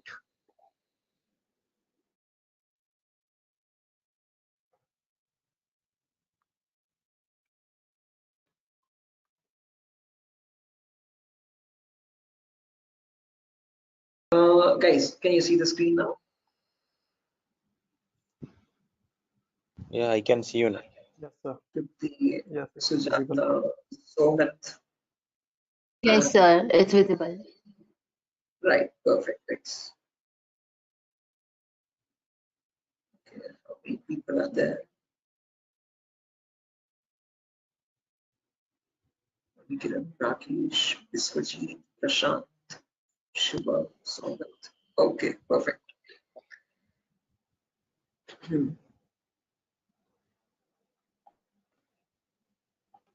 Okay, guys, let's get started with the session without any further. I am already a bit delayed in starting the session, so sorry for that, guys. I was stuck in a work. There was an issue with a security vulnerability actually with one of the organizations, so I was stuck with that. But anyways, let's get started with our class today. With our first session today will be on basic networking concepts. Before I get started, any issue with my audio or video? Anyone? Is everything fine? Can I proceed with Yes, the sir. class? No, actually, we are getting some like noise. a kind Oh, of there's some issue. background. Yeah, Yes, the we can call it not as a kind of. not clear. Sir. 1 second. Thank you. 1 second. I'll just change my microphone. Just give me a second for that. Yes, yes.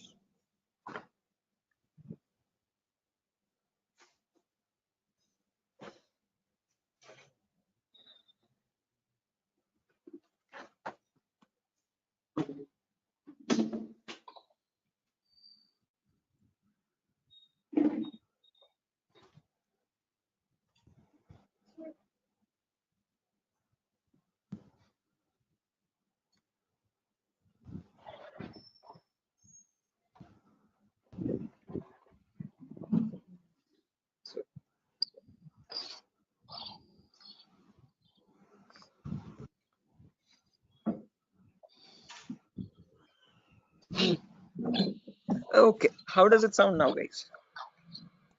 It is audible now. Yes, now it is It's clear. audible. Background disturbance, no kind of issues. Yes, yes. Perfect, perfect, perfect. Okay, guys. So let's get started without any further ado. So as I've mentioned, in today's class, we'll be going with basic networking concepts. We'll discuss what IPv4 addresses are. Okay. So before diving into IPv4 addresses, let's try to understand what a network is and what a host is. Now, these are very two simple words that you keep coming across every single day. Okay. A host is nothing but an information device. Okay. Any information device which is capable of communicating with other devices is known as a host. Okay. It could be a mobile phone, it could be a router, it could be a laptop, a personal computer, or any other device, an information device. Okay, which is capable of communicating with other devices. Now, when you have such devices connected to each other, okay, which can communicate with one another, that forms a network. Okay, so a network is a collection of hosts which can communicate with each other and transmit data. Now, just like how we humans communicate with one another, we have our respective names. Okay, I can address you by your name. You can call me by mine, okay, and we can communicate with one another. We have our unique identities, okay. Similarly, these information devices as well have their unique identities, okay. So when they communicate from one device, when it wants to send packet to another device, it has a unique address for each device, okay, and on that address they communicate with one another, and that address is known as the IP address, guys. IP stands for Internet Protocol. This was built by the US military late in the 1950s or 1960s, okay, and there was IP version 1, IP version 2, IP version 3. All these were unsuccessful attempts. They were you could say experimental. What successfully worked out was the IP version 4, and we are still using that in today's world also. IP version 4 in simple terms is Internet Protocol version 4, okay, and that is what we'll be discussing about in today's class, okay. Anyone here who already knows about IPv4 addresses and who's familiar with these networking concepts? No, sir, Anyone? I'm not familiar, but I know the any some, like whenever I was doing programming, networking programming in college days. So since the networking, I know how to join the socket networking programming. I know some networking IP address, and also I've studied through MCA curriculum. So Right.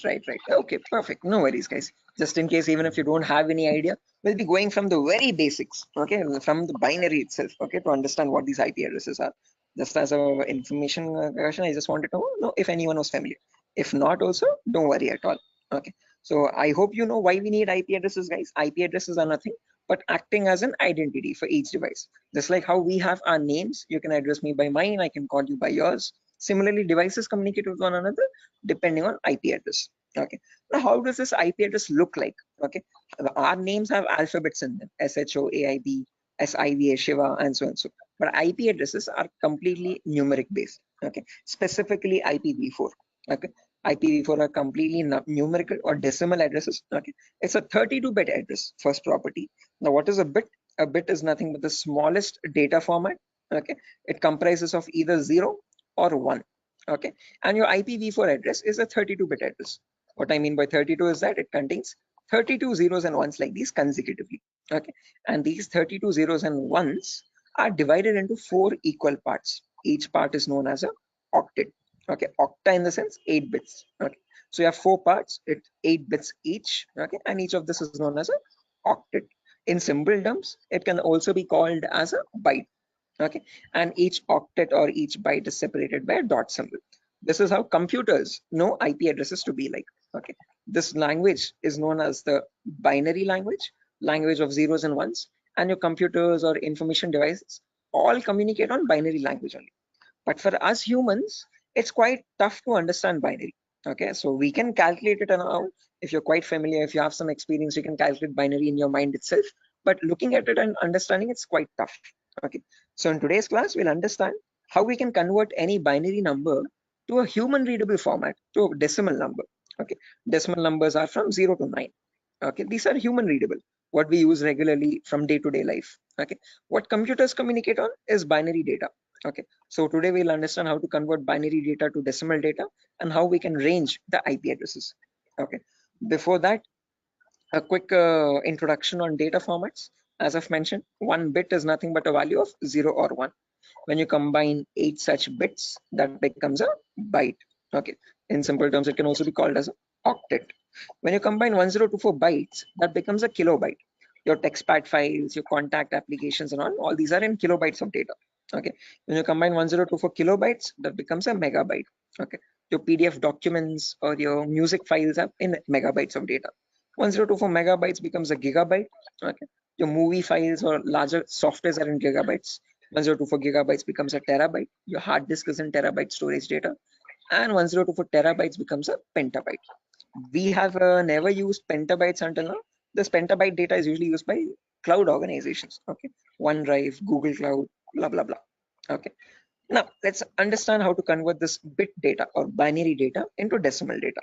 Okay, so what I've done is I've taken down this first octet over here, 10101010, and I've written it down over here, as you can see, in an expanded format. Now to convert this, there are 2 simple methods. Method number 1 is there's two simple steps to it, not methods, sorry. Okay, there's one method only. Okay, and with two simple steps. Okay, step number one is you write down the values from 2 to the power 0 all the way up to 2 to the power 7 from right to left. Okay, why specifically 2 to the power? Because this is binary data. You have only two possibilities, either a 1 or a 0. So first 2 power 0, then 2 power 1, then 2 power 2, then 2 power 3, then 2 power 4, then 2 power 5, 2 power 6, and 2 power 7. Let's write down the values for that. 2 power 0 is nothing but 1. Anything to the power 0 is always equal to 1. Okay, that is a mathematical rule. 2 power 1 is equal to 2. 2 power 2 is nothing but 2 into 2, which is 4. 2 power 3 is 2 into 2 into 2, that is 8. 2 power 4 is 16. 2 power 5 is 32. 2 power 6 is 64. And 2 power 7 is 128. Okay, now to convert this number, all you have to do is, just a second guys, let me open up Zoom so that I can draw on the screen. Give me a second.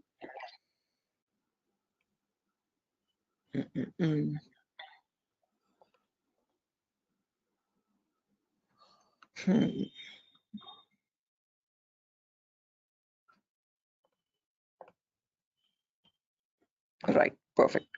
So when you want to convert any number from binary to decimal, first things first, you have to write down these numbers. Then you multiply the lower number with the top one and add with the next one. As simple as that. Multiply, add, multiply, add, multiply, add. This goes on till the last step. Okay. So firstly, 2 power 0 into 0. Anything into 0 is 0 itself. So I've written 0 over here. Then 2 power 1 into 1. That is 2 power 1 is 2. As you can see, I've written the value over here. Into 1 is the value itself, 2. 2 power 2 is 4. 4 into 0 again, we have 0. 2 power 3 is 8. 8 into 1, 8 again. 2 power 4 into 0, 0. 2 power 5 into 1, 32. 2 power 6 into 0, 0. And 2 power 7 into 1, that's 128. Now when I add all this up, 128 plus 32 plus 8 plus 2, that becomes 170. So when we humans read the number 170, the computer does not understand it like 170. It understands it like 10101010, something like on signal, off signal, on signal, off signal, on signal, off signal, on, off, like that 4 times. Okay. So is this clear, guys? Any questions or doubts up to this part? Like how we have converted this binary number to a decimal number? How we know that 170 is equal to 10101010? Any questions for anyone? Again, guys, if you have any questions or doubts, please feel free to raise your hand or let me know. You can interrupt me at any certain point. Okay, no issues at all. If you want me to repeat a concept also, please do let me know. I will repeat it as many times as you want. Okay, so guys, any questions up to this part? How we have converted this binary number to a decimal number? Shiva, Sujata, Bharati, Tripti, Vidyadhar. Who else is there? Hello. Biswajit, Chaudhary, Prasad. Hello. Yeah, Biswajit. Sir, you spoke about binary to decimal conversion. Sorry, decimal to binary conversion. Am I right? No, binary to decimal. I've converted Binary. this number 10101010 to So decimal number 170. all the numbers was converted into binary as a decimal. All the binary number is converted into decimal 170. Right. This specific number 10101010. Okay. How did we do that? We wrote down these numbers 2 power 0 all the way up to 2 power 7. Multiply the lower number with the top one and add with the next one. Multiply and add, multiply and add, multiply and add. And that's how I got the final result as 170. So this 170 in binary is equal to 10101010. Right. Is this clear, Biswajit? Yes, I am clear. I know and I clear. Perfect. If everyone has understood this, guys, I have another number over here, as you can see, 01011010. Can everyone convert this value and give me the answer for that? Take your time. You have the table over here as well. Okay. And as I've mentioned, you need to multiply the lower number with the top one. And just go with the next. Multiply and add, multiply and add. Okay. Take your time, guys, and let me know.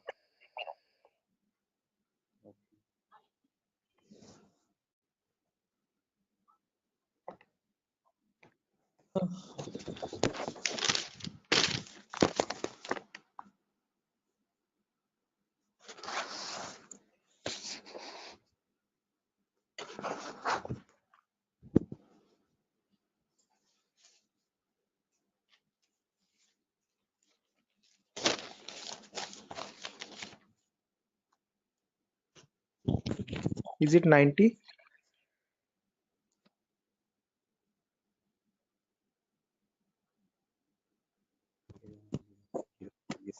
Should be 90. Correct answer, guys. 90 is the correct answer. Anyone else? Sir, are you going to provide us this text file also, or like we have to take notes in means No, no, handwritten no. notes? Definitely. I'm gonna give this file at the end of the class. I'll take down all your email addresses, and on your email, I'll send this document directly. You don't need to take any separate notes, guys. I'm gonna send this document file.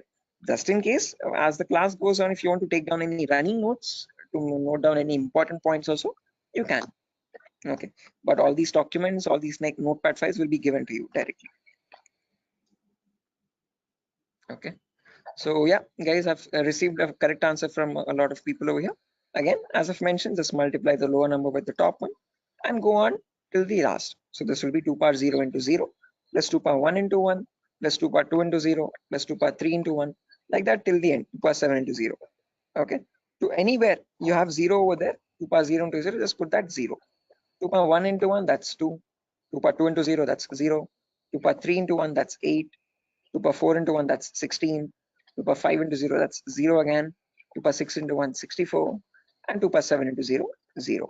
When you add all that up, 64 plus 16 plus 8 plus 2, you get the number 90. Anyone over here who has not got the number 90, guys, please do not feel shy. Again, if you're getting all the right answers, you're doing much great than me. In my first day, I could not solve this at all. Okay, I was a very dumb guy. So please, no shame in that. Okay, it's completely fine. Okay, because you need to get this concept very right in order to proceed with the further concepts. If you're failing at this one, it's gonna get a bit complex further down the lane. Okay, so any questions on this part, please do not hesitate to let me know. Okay, assuming everyone has got this right. With the other, yeah, exactly. The reason I'm showing you all this is to understand the range of IP addresses now. That's a great question. I was about to ask you. Again, I tell you myself, like in a real-time scenario, you would never have a necessity to convert a binary number to decimal or vice versa. But the reason why I'm showing you this is so that we can understand the whole range.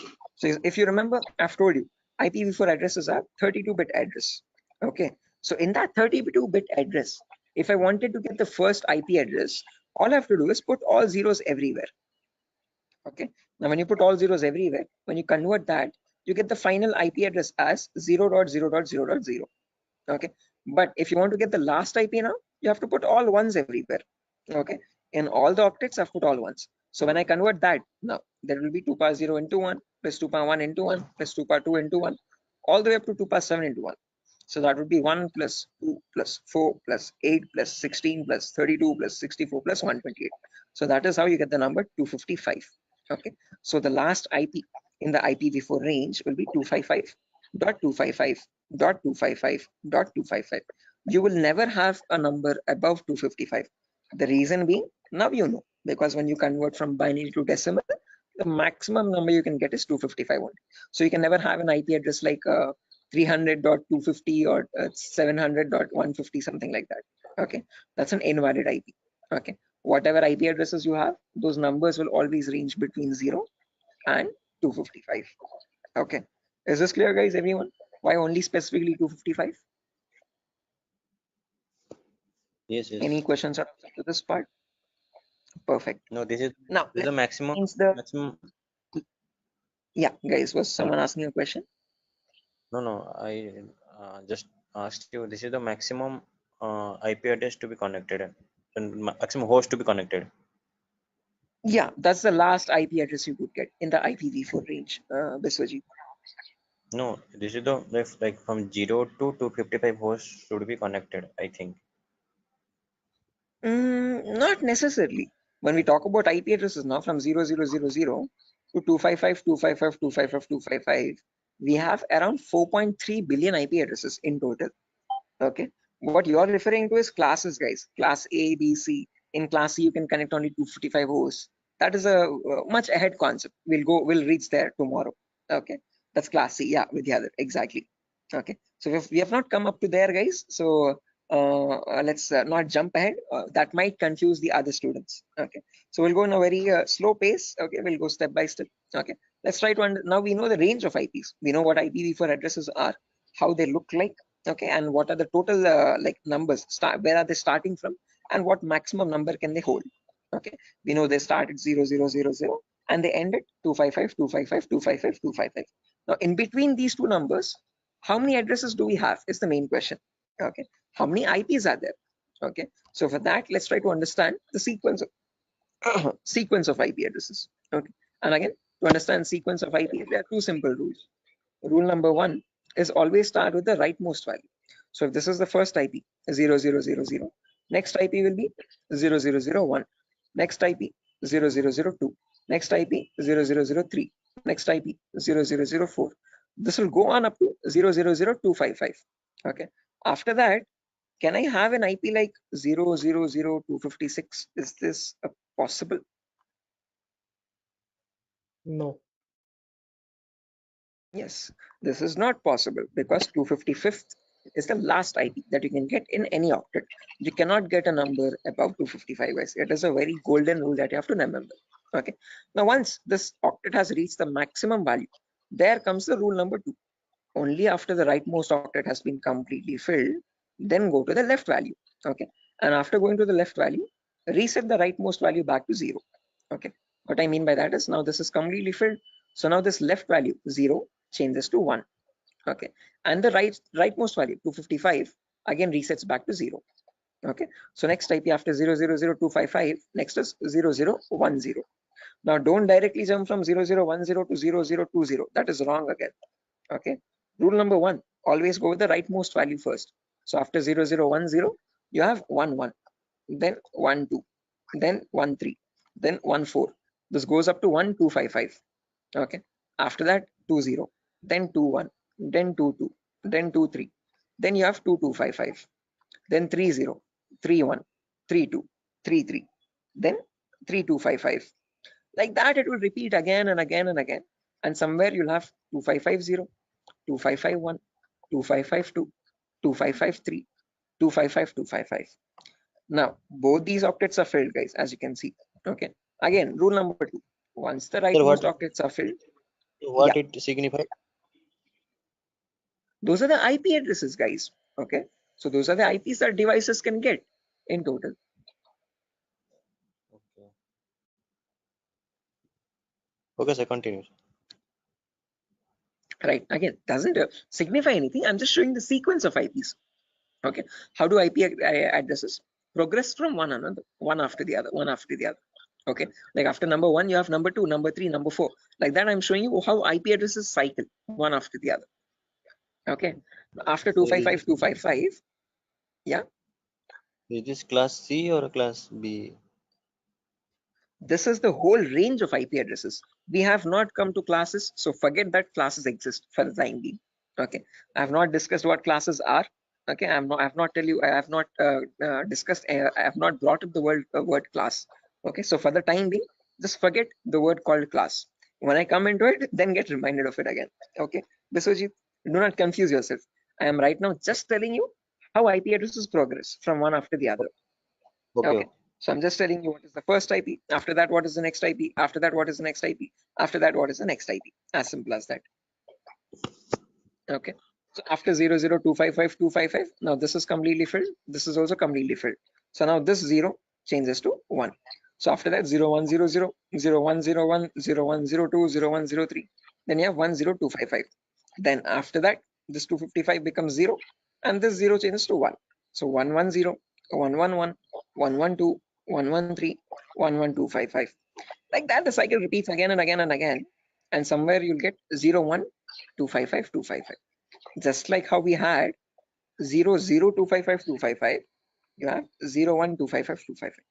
Then after that, from 0.200 to 0.2255255, 0.300 to 0.3255255, like that, 0.255000 to 0.255255255.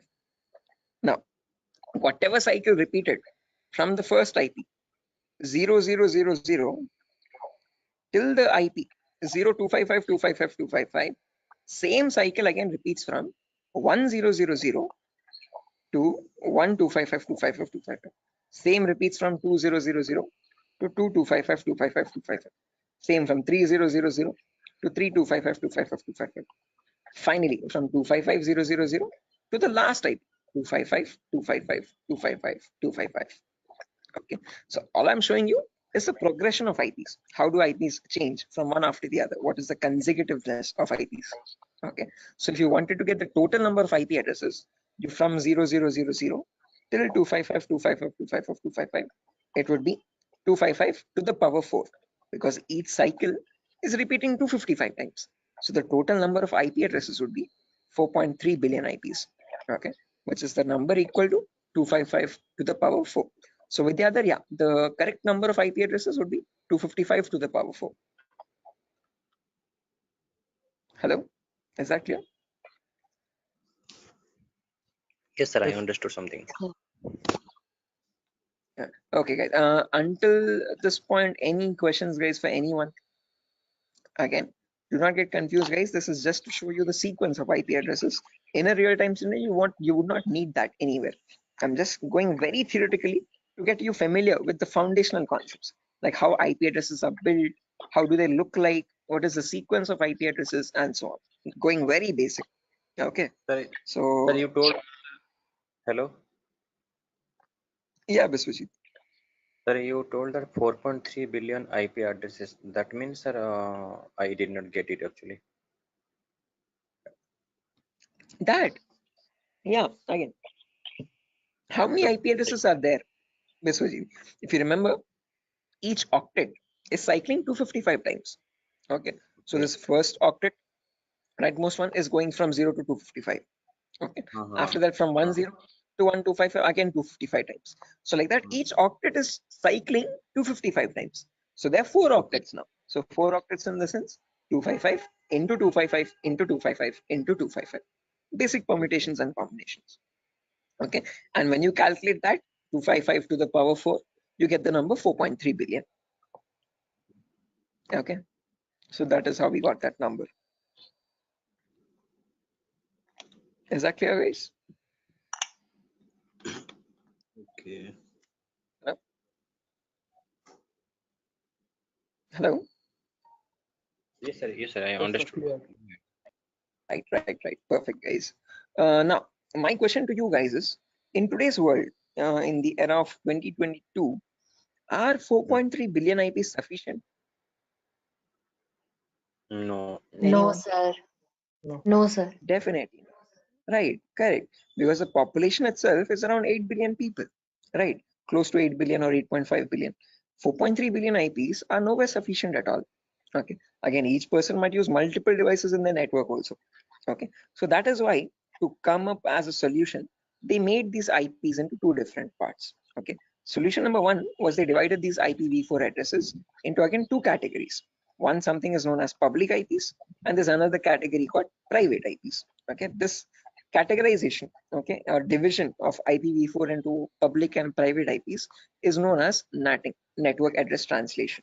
Okay, when they knew that this solution is also not working out, this might also still cause the IPs to go extinct, then they came up with another set of IP addresses known as the IPv6 address, guys. Okay, so not just IPv4, there's another version as well called IPv6 address, and these are 128-bit addresses. What we are seeing until now is just the 32-bit address. 128 in the sense 4 times the size, bit length size of IPv4. Okay, but in that you have trillions and trillions of IPs. Okay, not billions, but trillions. Okay, so we'll discuss IPv6 on a later date. Okay, but in today's class, we'll end it with public and private IPs. So let's try to understand what these public IPs are and private IPs are. Okay, so public IPs are the IPs given to you by your internet service provider. So in our home, we might have different broadband connections. You could be using Act FiberNet or Airtel or Tata Docomo or BSNL. All these people are providing you the service of internet. Hence, they are known as ISP, internet service providers. Okay, they give you access to the internet by giving you a public IP. Okay, so to your home, you might have a router. Okay, that router might be getting a wire from the outside. Okay, that outside wire, that cable is nothing but giving you the public IP. Okay, so if you want to check your public IP, you could just go to the browser, and in the browser you could just search what is my IP. What is my IP? And from that you get an IP address over here. If I click on the first link in the browser, you can see I'm getting my FiberNet from Act Fiber Beam. My location is Pedda Andhra Pradesh, Vishakhapatnam. Okay, so this is my public IP. This is the IP I'm using from my ISP to access the internet or to take the Zoom session. Okay, locally in my network, now I have multiple devices. I have my phone, I have my laptop, I have my smart TV, I have my smartwatch, and so on. So these devices internally or locally also need IP addresses. What they use in a local network, in an intranet, is known as a private IP. So private IPs are the IP addresses provided locally in a network. Okay, so this can be given manually by you, by the network admin, or they can be given automatically as well from a DHCP server. Now, don't worry what this DHCP server is. We'll discuss about it in tomorrow's class. But one important thing to note is public IPs are used for connecting to internet. Private IPs are used in a local intranet. Intra is nothing but a local network, a small indigenous your house network or home network. Okay. So if I just draw this out to show you much clearly, let's say over here, this is my ISP. I hope the drawings are visible, guys. This could be my ISP, internet service provider. Okay, and I have my house over here in Vishakhapatnam somewhere. Okay, in my house I have multiple devices. I have my phone, I have my laptop, I have my smart TV, and I have my Wi-Fi router also. Okay, this router is getting a connection from the ISP outside externally. Okay, this is nothing but my public IP. Okay, this is the public IP part. Oh, sorry, public IP. Okay, on the intranet locally. Now these devices, every device will be connected to the router internally. Okay, by giving the correct Wi-Fi router password. Okay, and these devices will get the private IPs. Okay, my phone will get one private IP, my laptop will get a different private IP, and my smart TV could be getting a different private IP. Each of them will be unique in a local network. Okay, so this is where public IPs come into play, and this is where private IPs are used in a local network. Is this clear, guys? Any questions up to this part theoretically? Hello? Public ISP, private. Okay, sir. Any questions, guys? Sir, actually, internet, just Yeah, internet is what you connect to the World Wide Web. Okay, whenever you're opening up your browser and connecting to any public website, okay, that public website is nothing but the internet facing site. Okay, your google.com or your yahoo.com, youtube.com, all these are the public addresses. Okay, private IPs are the local IPs. So your inside home network is a private IP network, and that private network is known as the intranet. Okay, and this is the intranet, INTRANET.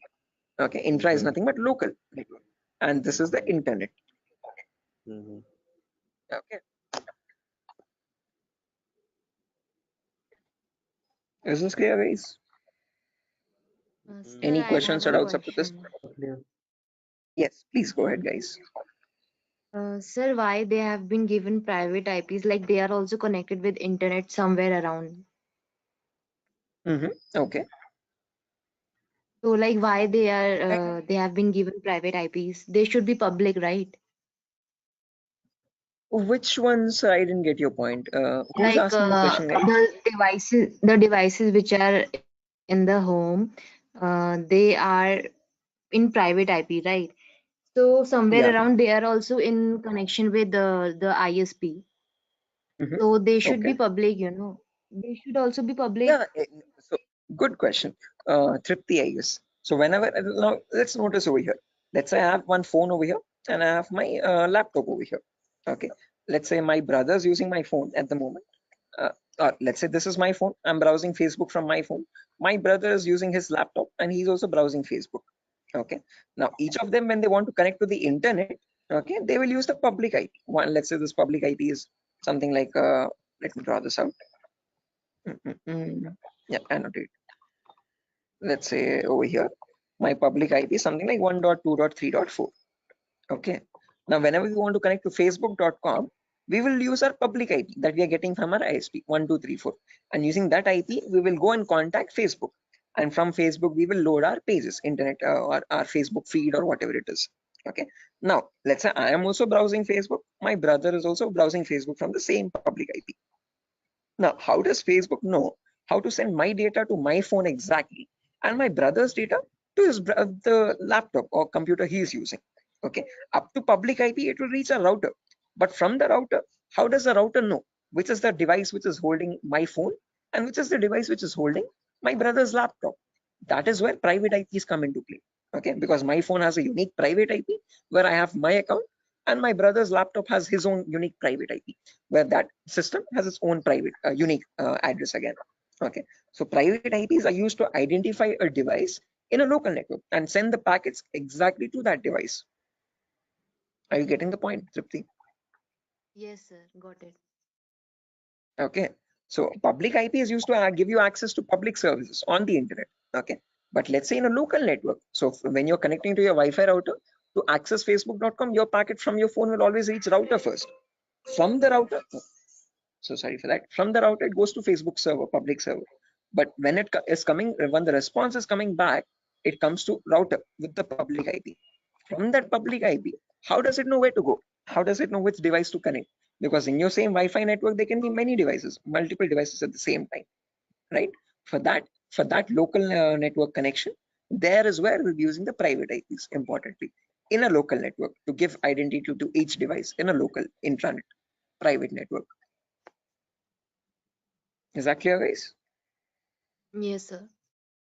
Right. Sir, I have a Perfect. question. Yes. Sir, can we change a private IP address by ourselves? Yes, you can. Private IPs are in completely your control, and you can modify them according to your choice. There was another question in the chat. But why you be subnetting? Again, with the other, subnetting is only a concept to reduce the wastage of private IPs. Again, others who don't know what subnetting is, guys, do not get confused. This is a very advanced concept. We don't need to go into that depth of networking.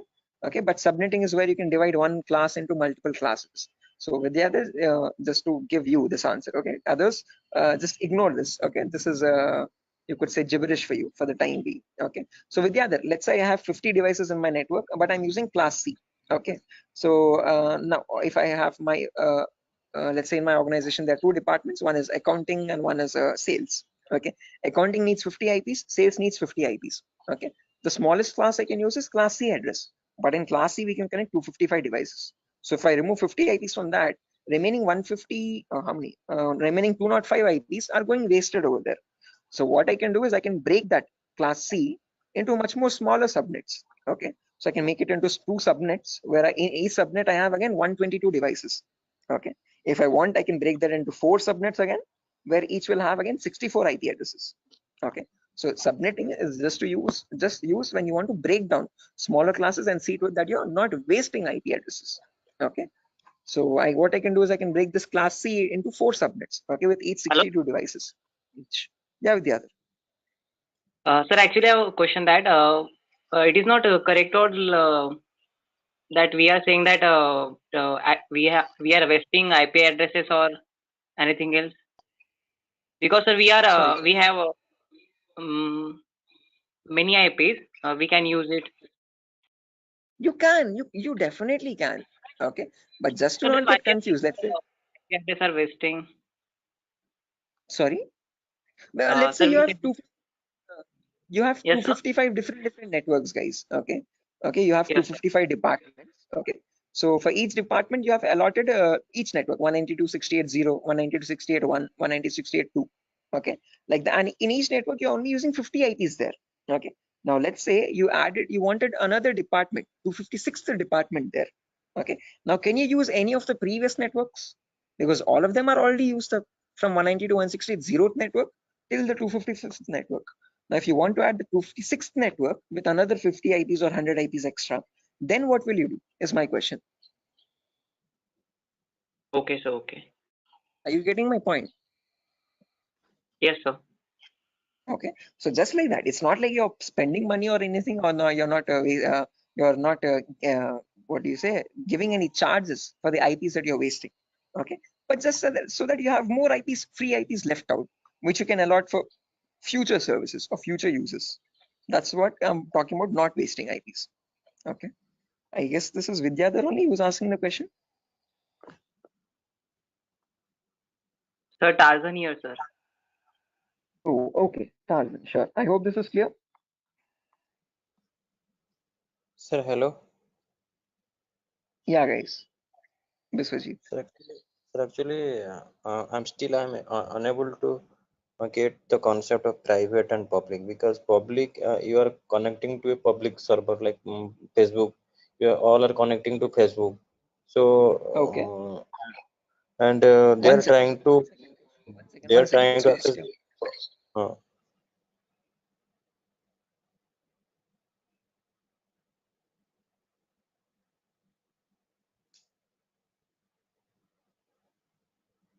Stay on hold. Just give me 1 minute, guys. I'm so sorry for that. Biswajit, just give me a minute.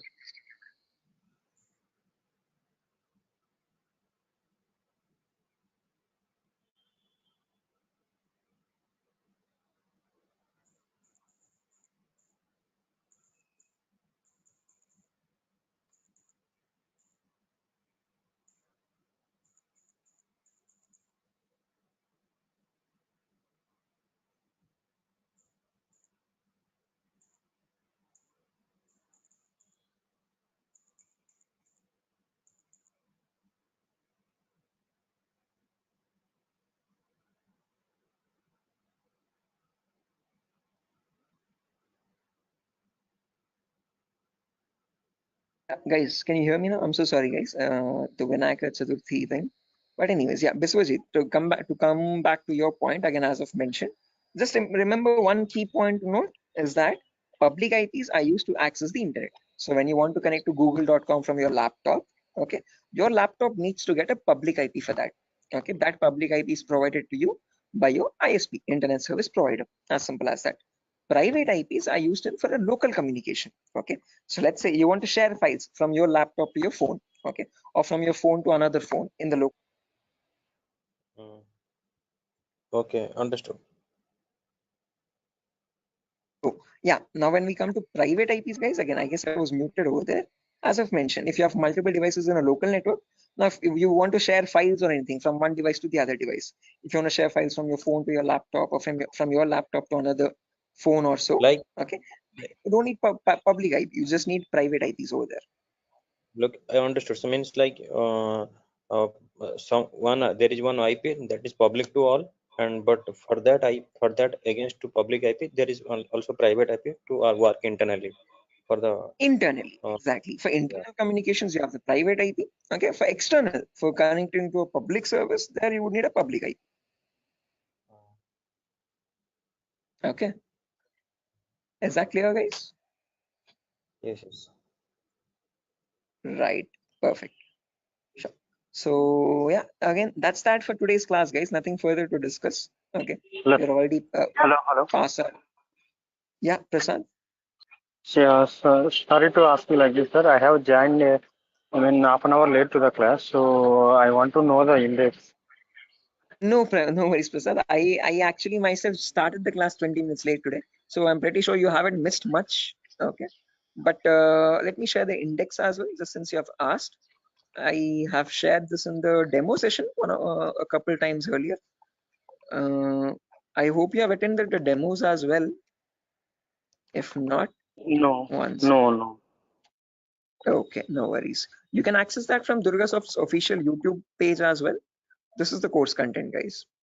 Okay, so we'll have a few introductory classes first: basic networking concepts, Linux and Windows commands, Windows Server configuration, virtualization, how to install Kali Linux.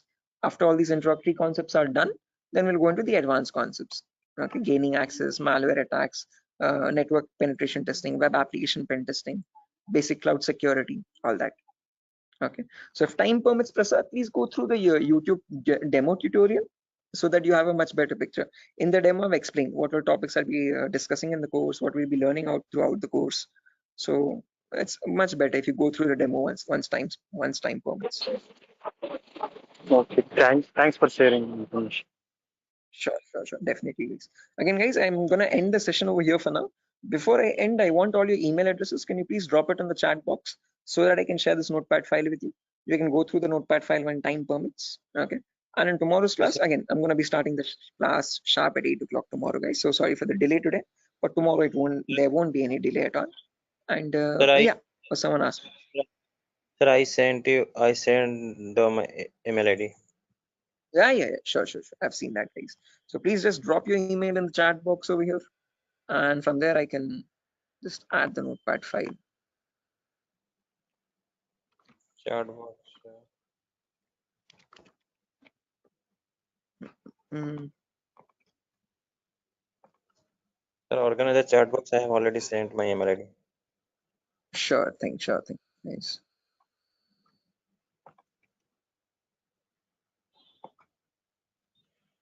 Can we drop your call or can we what? Sorry. Can we drop your call or we have to wait? No. Once you have dropped your email, you can leave, guys. Not an issue. Okay. Once you've dropped your email in the chat box, you can leave. You can join back tomorrow at the same time, guys. Sir, are you gonna send that class from the starting demo session to now, or you will send from the today only? Sorry, I didn't get you. No, I asked you. So the today classes lecture you will send by mail, or you are gonna send from the starting demo sessions? Are you talking about the recording specifically, Biswajit?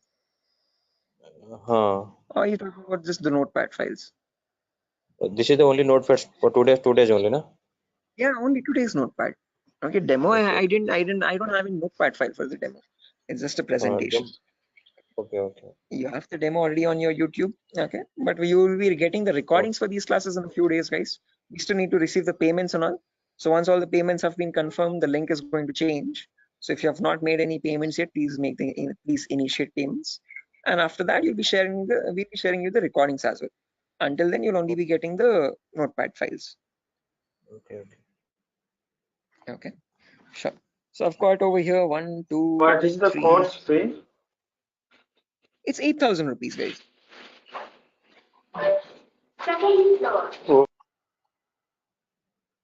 Okay. Okay, I've received 4 emails, guys, over here. Okay, sure. So yeah, that's it, guys. I'm going to send the notepad file, right? Sorry. Sir, actually, I'm not getting the chat bot. I'm sorry to ask where exactly it is. You have access this from the browser, right, Ravikiran? That is such. Okay. I hope everyone has joined yesterday as well.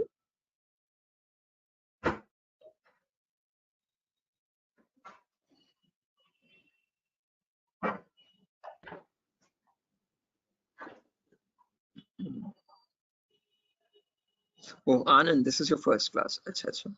Okay, Anand, I'll do one thing. I'll just take a quick recap of whatever we discussed yesterday. In the meanwhile, okay, there's Biswajit, Mamoon, Ravikiran. Ravikiran, did you call me in the evening, Ravikiran? I was a bit out. I was a bit busy. I'm so sorry you couldn't attend to your call. Yes, sir. Actually, I called you. I had one query. So, sir, I will call you. I will ask you on a telephone call only. Sure. Again, I have a class till 10 o'clock after your batch also. So give me a call after 10. Okay. Okay, sir. No problem. Thank you. Sure. Okay. Then Shiva, Sujata, Tripti. Okay. Tripti, I have received your email as well. I'll be sharing the notepad file today. I'm so sorry I couldn't do it yesterday. Okay, sir. No problem. Sure. Okay. So a quick recap, guys, on yesterday's class. We were discussing basic networking concepts. Let me open up my networking document.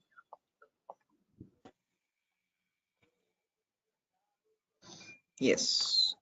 So again, we are in the first prerequisite concept, guys. We're understanding what basic networking concepts are. So Anand, what we discussed yesterday was basically IPv4 addresses. Okay. So every device has a unique identity to it, and that address is known as a IPv4 address. IP stands for Internet Protocol, and this is the fourth version of it. Okay, the one which is successfully working even in today's world. It's a 32-bit address basically. What I mean by 32-bit is that it contains 32 zeros and ones consecutively. Okay, and then it is divided into 4 octets, each of 8 bits. Okay, so this is how the address looks like in the binary format. The binary is nothing but the language that computers understand, the 0 or 1 language. Okay, but this is not that human readable. We don't understand it that easily. What we understand is the decimal numbers, numbers from 0 to 9. Okay, so what we did, or what we learned yesterday, was how to convert any binary number to a decimal number. Again, quite a bit lengthy. I won't be going through that. If time permits, go through the recordings. We'll be uploading all the recordings once the payments are confirmed. Okay, so once you're joining and once you make the payment, you can access the recording for yesterday's session as well. Okay, so we have understood how to convert binary numbers to decimal numbers, and from that we got the range of IP addresses.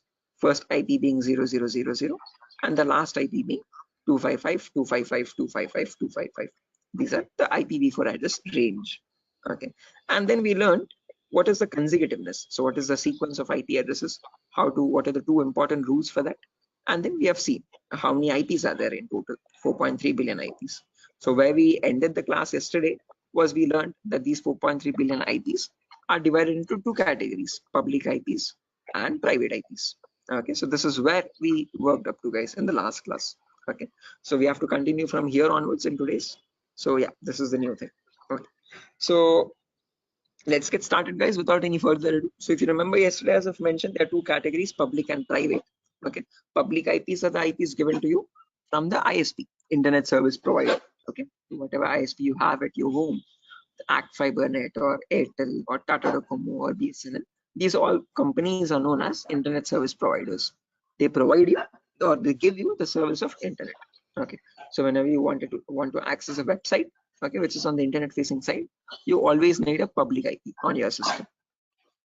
Private IPs, on the other hand, are for intranet, for local communications. Okay, so in your device, in your network, if you have your phone, your laptop, your smart TV, your smartwatch, and so and so, if each of these devices want to communicate with one another, they have to have their own unique identities. Okay, and that local unique identity is known as a private.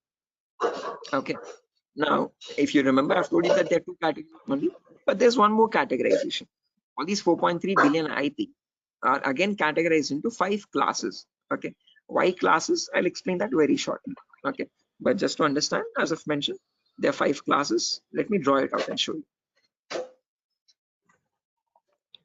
Just a second, guys. Shall we write something, or you? No, again, if you want a running notes, you can write side by side, guys. Okay, as I'm teaching. But if not, as I've mentioned, just like yesterday, I'll be sharing the same recording notepad file. So I've already shared the notepad file with a lot of students, whoever gave me their email addresses yesterday. If not, I'll share again. Okay, so yeah, I was telling about 5 classes, as I've mentioned. So this is how your classes are categorized. So if I take this whole big box over here, I hope the drawings are visible, guys. Let's say this whole huge box is my IPv4 addresses, the whole IPv4 range. Addresses. How many addresses do we have in total? 4.3 billion addresses. Okay, now these 4.3 billion addresses are divided into 5 categories. Okay, so let me draw some smaller boxes. So this is the first class, class A. Then you have class B, and then class C, and class D, and class E. So these are the 5 boxes. Okay, so this is class A, as I've mentioned. Then there is class B. Then there is C, D, and E finally. Now each of these classes again are categorized into public and private IPs. We have already seen this yesterday. So this has some public and private IPs. This has some public and private IPs again, class B. Class C also has some public and private IPs. Class D and class C, there are no private IPs. All of them are directly public. So class A has a few public IPs and a few private IPs. Okay, similarly class B also public and private. Class C also public and private. But class D and class E, they have no private IPs. All of them are public IPs only directly. Okay, so if you want to take a screenshot or anything, guys, you can take a screenshot of this image of like a classification of IP addresses, a very simple diagram. Okay, so from this diagram you can remember which classes have what type of IPs. Okay, so can I clear the drawings, guys, if you're done? Yes, sir. Right. Now let's try to understand the range of each of these classes now one by one. So as I've mentioned, the first IP starts at 0000. Last IP ends at 255, 255, 255, 255. These are my 5 classes. And guys, you have to memorize these values. Okay, these 5 lines of data. So class A starts at 0000 and this ends at 127, 255, 255, 255. Since this is ending at 127 and all these 3 octets are filled to 55s, then the next number starts at 128. So class B, that is why, starts at 128,000 and ends at 191, 255, 255, 255. Since this is ending at 191, class C starts at 192,000 and this goes all the way up to 223, 255, 255, 255. Since this is ending at 223, class D starts at 224 and ends all the way up to 239, 255, 255, 255. And finally, since this is at 239, class C starts at 240. So all you have to remember is 4 numbers, guys. This 127, 191, 223 and 239. Easy ways to remember. On left side you have all even numbers, right side you have all odd numbers. Okay, 0 to 127, 128 to 191, 192 to 223, 224 to 239, 240 to 255. Okay, on the left side you have all zeros, on the right side you have all 255s and 3 options. Okay, now these are the classes, class A, B, C, D and E. Again, in each class, if you remember, I've told you they are public and private IPs. So in class A, between 0000 and 127, there's a range 10000 to 10255, 255, 255. These are the public, private IPs in class A. Any IP outside this range by default is a public IP. That is a key important rule to remember. Okay, any IP between this range is a private IP. Any IP outside this range in class A is a public IP. Okay, similarly in class B also, between 128 and 191, there's a small range, 172 1600 to 172 31 255 255. This is the private IP range in class B. Any IP inside this is a private IP. Any IP outside this range is a public IP. Similarly in class C also, between 192 and 223, 190 to 160 00 to 190 to 160 255 255. Any IP inside this range is a private IP. Any IP outside this is a public IP. Okay, so just to practice out these ranges, guys, I'm going to write down 10 IPs as examples, and you have to look at these numbers. Okay, you have to look at these 8 lines of data and tell me which IP is belonging to which class and whether they are public or private IP. Okay, let me quickly write down a few IP addresses, guys, over here. Okay, one last time just to make you understand. If you take a class A example, so between 0000 and 127 255 255 255. So this is the whole class A range, guys, as you can see, between 0000 and 127 255 255 255. So in between this, there's a small range, 10000 to 10255 255 255. This is the private IP range. Okay, any IP inside this range is a private IP. Any IP outside that, so from 0000 to 9255 255 255, these are public IPs. Again, after 10, you have 11000 to 127 255 255 255. These are also public IPs. Okay, so in the whole range, you have in between private IPs, and outside that you have public IPs. Is this clear, guys? Any question or doubt up to this part? No, I understood. Anyone? Right, everyone? Anyone who has not, please do not hesitate, guys. Please let me know. If you want, I will explain again. Anyone who wants me to explain this again, guys, who has not understood this? Perfect. Okay, guys, I hope you're not being shy or anything. Please do not hesitate, guys. It's going to be your loss. If you want me to explain, I'll try to explain in much better formats as many times as you want. Okay, The main objective is that you do not get confused here, okay, because these are very important foundational concepts. Okay, so what I'm going to do now is I'm going to write down 10 random IPs. You have to look at these ranges and tell me which IPs, which class, and whether they're public or private. So let me quickly write them down.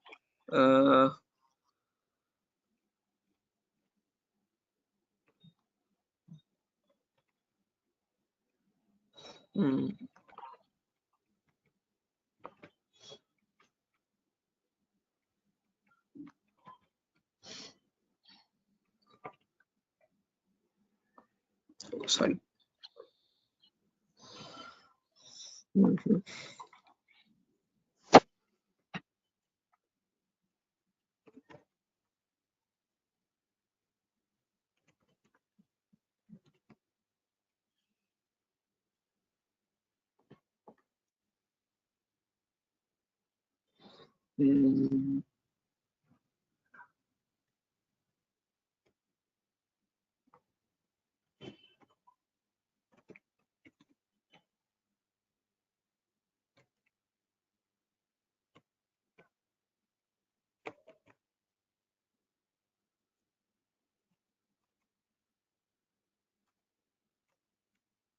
Okay, so I have 10 IPs over here, guys. Look at the first IP, 10, 20, 30, 40. Now tell me which class it belongs to first. Class A. Class A, perfect answer. Class A. Why class A? Sorry? Class Yeah, guys, A. right, perfect. Why class A? Because this is 10 dot something, and 10 is falling between 0 and 127. So that is why this is a class A address. Perfect answer. And which IP is it? Is it a public IP or a private IP? Private IP. Private IP. Perfect answer. Why specifically private? Because now you told me that this is class A, and class A private IP starts from 10.0.0.0 and up to 10.255.255.255. Okay, so the first octet is matching 10. After that, the remaining 3 octets, it can be any number between 000 and 255.255.255. So this is a private IP. Okay, next IP, guys. Class C. Sorry, class B. B for Batman. C. C. Okay, C for cat. How many of you say this is class C, guys? Everyone, or any other answers? No, the Class 190 C. class C. Right, class C. Correct answer, guys, everyone. Sujata, was that you who answered first, or Tripti, was that you? Yes, sir. Sujata, okay, right. Okay, after that, now can you tell me which IP it is, whether it's a public IP or a private IP? 192, 168. It's a public.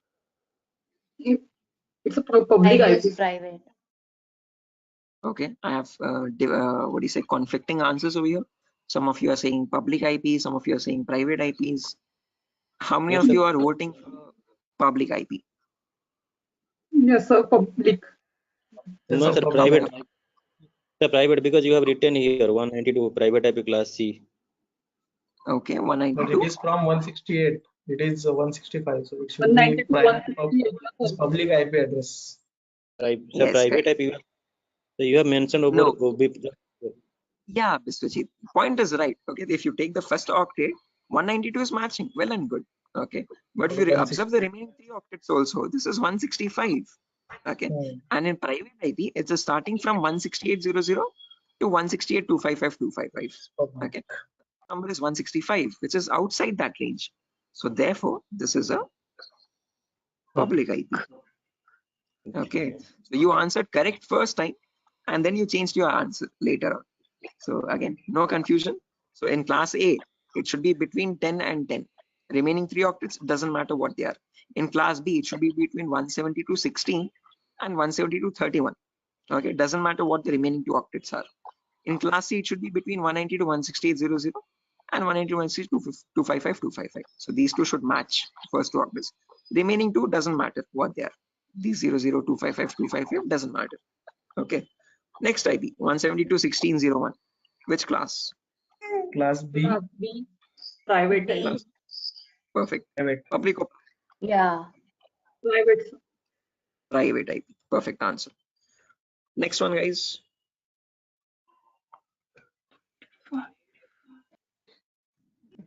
Class Class D, E. public. Class D. D. Okay, D. Public or private? The public, there is no private in class D, right? Right, correct answer. So in class D and class C, there are no private IPs, guys. There are only public IPs. So therefore, this is a public IP. Next one. Class A, public. Class A. Class A Class public. public. Are you sure this is public, guys? Class A public. Yes, sir. Yes. Right, correct. Public IP, because this is 11.network and 11 is outside the private IP range. Perfect answer. Next one. 192.168.1.5. Class Class C. C, Class C private. Class C, private. Correct answer. Class C and then private. Next one. class B, Class B. Class B Private. public. Public. Perfect. Why specifically public? Because this is 172.45. Okay. Private is from 172.16 and 172.31. And this is 45 inside the range. So that is why this is a public IP. Next one. Class B public. Class B, public. Class B, public. Perfect. B public. Next one. Class D, public. Class D. Class D. D. D. Public. Correct answer. D. D. Public. Okay. Last IP. Class C public. Class C, public. Correct answer. Okay. So what you have done over here is a great job, guys, by looking, again, all the answers are right. No issues anywhere. Initially, a couple people stumbled here and there, but no worries. You have got this concept right. I hope everyone has participated in this and answered it. If you have not participated as well, I hope you are getting it in your mind right at least. Anyone who has not understood anything out of these, is it still gibberish for anyone who is not able to make out like what is happening over here? Anyone as such? Please do not hesitate to answer, guys. This is a completely new concept. Okay. So even if you're not getting it, that's completely normal. I sucked a lot more. You're doing great. Okay. So yeah, that's that. This is a great concept. Again, what we have done over here is, guys, we have taken the help of these 8 lines. I would recommend you, if time permits, please memorize this at the earliest. As soon as you look at an IP, you have to figure out just by looking at it which class it belongs to and whether it's a public or a private IP. It's very important for us in the coming concepts. Okay. So over here, if I go to my browser and if I check for my IP, that's my browser. If I search for what is my IP, can you tell me what IP will I be getting over here? You will get public. Public. Public IP. As you can see, it's mentioned over here. This is my public IP. 49, 204, 238, 146. Can anyone tell me which class it belongs to? That is a public IP for sure. But which class? Class. Sorry? In Okay, notes. there's some confusion. Open this notepad file. Yeah. 49. It's I think Class class A. Class A. Yeah. Class Not for A, public. 49 is public. Yes, perfect. Class A and public IPs. Okay, so whenever you check in the browser, guys, it will always show you your public IP. If you want to check a private IP for your local machine, yeah, Biswajit. Sir, in each time, whenever if someone is typing what is my IP, so every time it will show you only class A IP address. Not necessarily. You can get it from class A, B, or C. Any class. Okay. Means Okay. it is varying. You will never get. Sorry. It is varying or what? Yeah, it will vary. Definitely, it will keep on changing. So you can get a class A public IP, class B, or class C. You will never get class D or class C. I'll explain why. But it can vary between class A, B, and C. Okay, it can alternate. Okay. Now, if you want to check your private IP, guys, I hope that is How clear. it is? How? So it depends on your ISP. ISPs have their own set of IP addresses, and from that set, they will allot one IP to your system or to your network. Okay. So whatever IPs they purchase from various organizations, that IPs they can have. Okay, and they will purchase IPs from any range, class Sir, A, B, or C. Sir, in total, all over in like India, all this is called everyone have select systems. So whenever they are accessing the internet. So what they are the ISP or providing their IP to this machine, public IP? Is that are you Yeah, saying? that's what, yeah, exactly. So wherever you're accessing internet from, every internet connection needs definitely compulsorily a public IP.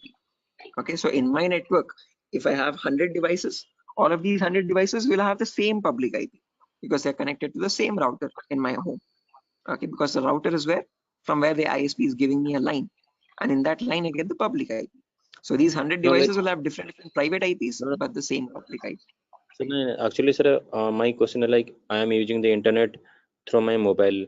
My mobile have Jio internet or Airtel internet, so I'm accessing through my internet from my mobile. So Airtel, so like my mobile have also IP address. So that I was get just little confused. Definitely, your mobile will also, when you're using the Airtel SIM card, that SIM card is where you'll be getting from that SIM card a public IP. Right? That SIM card is in direct connection with your ISP over the wireless network. Okay. Right. Okay, so those also get public IPs. Whenever you want to connect to the internet, whether it be a SIM card or whether it be a home broadband connection, any of them will always get a public IP. Now, don't get confused if you get sometimes a very long IP. So that would be IPv6 addresses. Okay, sometimes you see a number IP like this. This is IPv4, and sometimes you see alphabets also when you search for what is my IP. A very long number, that is IPv6, guys. Okay, usually SIM cards get IPv6 public IPs. Okay, so do not get confused with that. We have not come to IPv6 yet.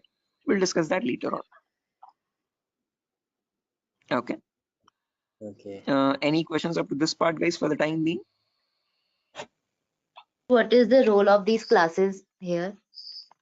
Good question. I'll be coming to that shortly. Tripti, right? Yeah. Yeah, Tripti, I'll be coming to that. Good question. It is very important that we need to understand why we have these separate classes. Why not a single class? Why are we making it complicated?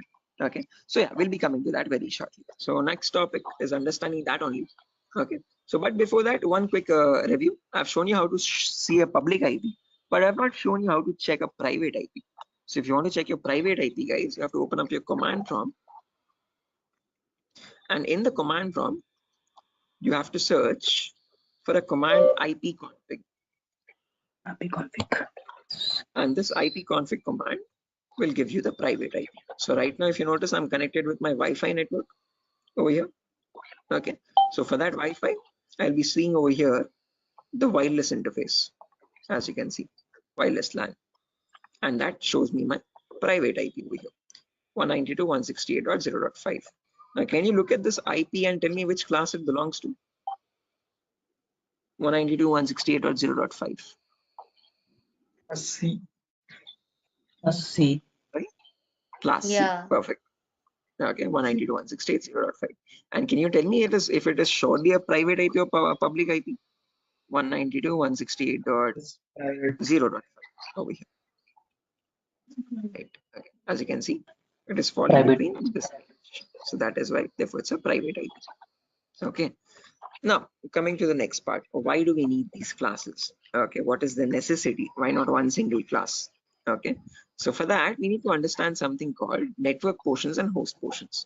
So I'll write down what these network and host portions are, and then we'll understand these portions one by one. Class A has one network portion and 3 host portions. Class B has 2 network portions and 2 host portions. Class C has 3 network portions and 1 host portion. Class D and Class E have no host portions. All of them are network only. So as you're progressing down, you can see the network portions are increasing one by one. There's only one network portion. Class B has 2 network portions. 1 second, I'm receiving an audio back. Guys, I'm going to mute everyone. Okay, if you have any queries, please feel free to unmute yourself. Okay, because there's some background disturbance. Or you can mute yourself, guys, as well. Yeah, thank you. If you have a question, please feel free to unmute at any certain point. Okay, right.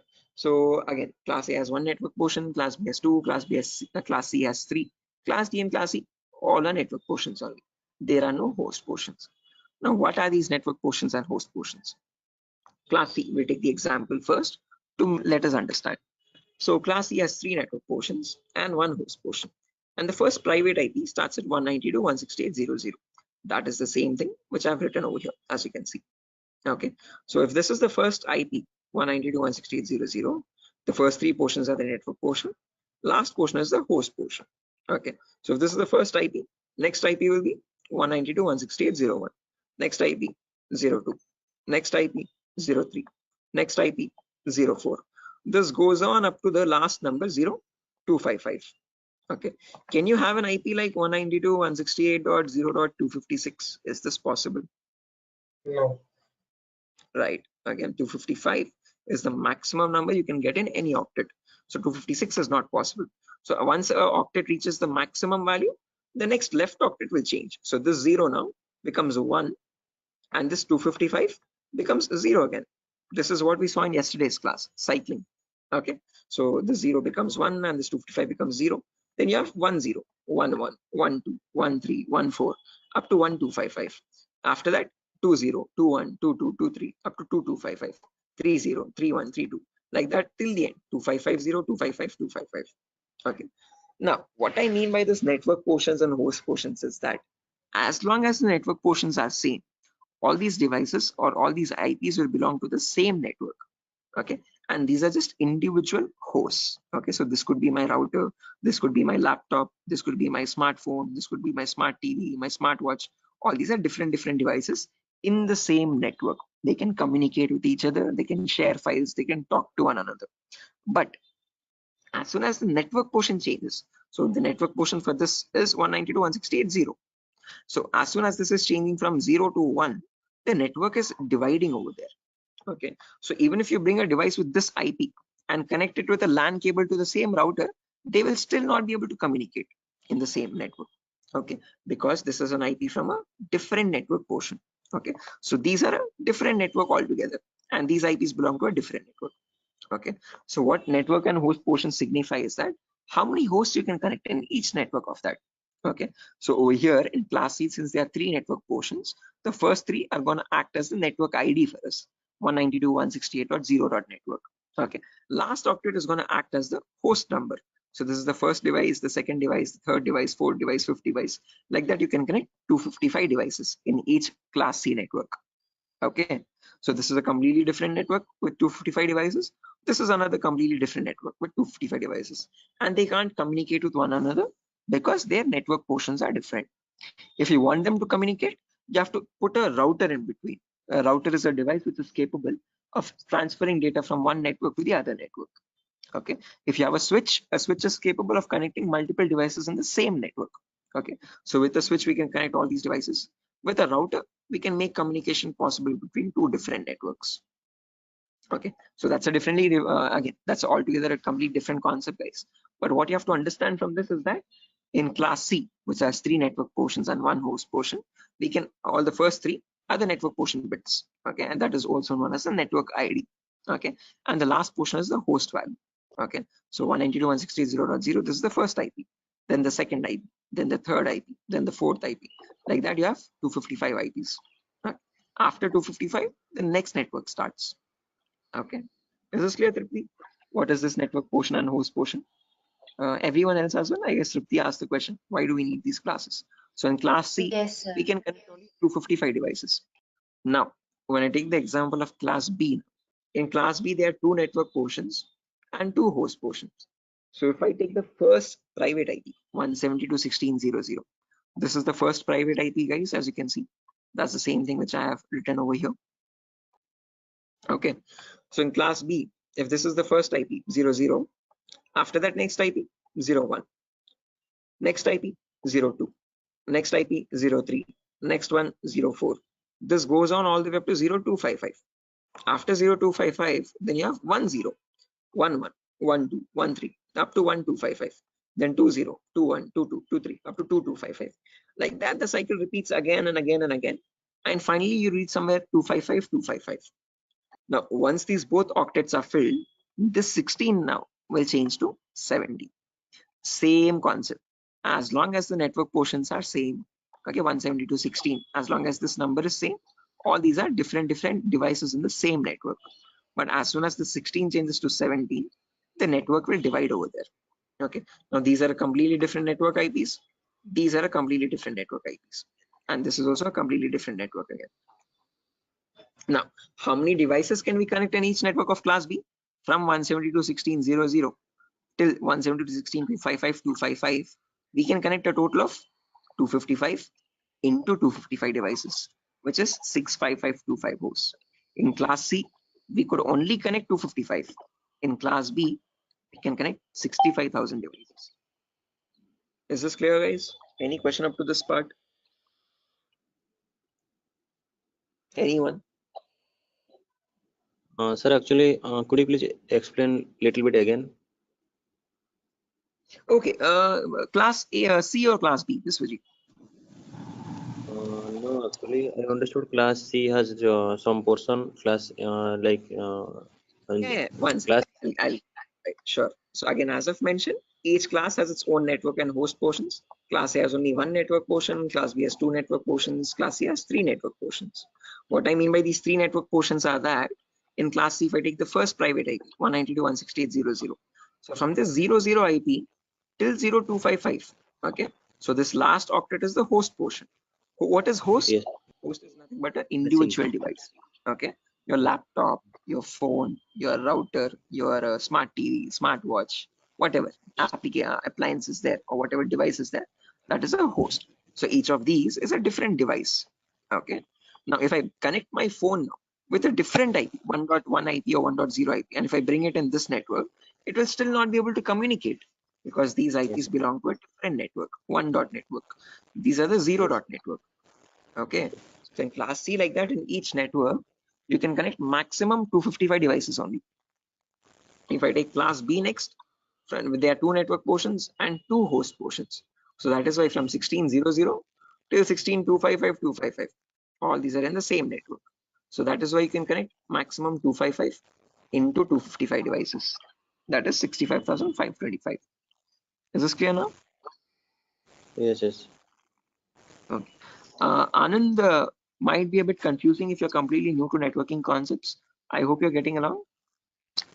Yes, sir, I'm getting, but there is a question in class is I think you have said that we need a different router to connect between those two networks.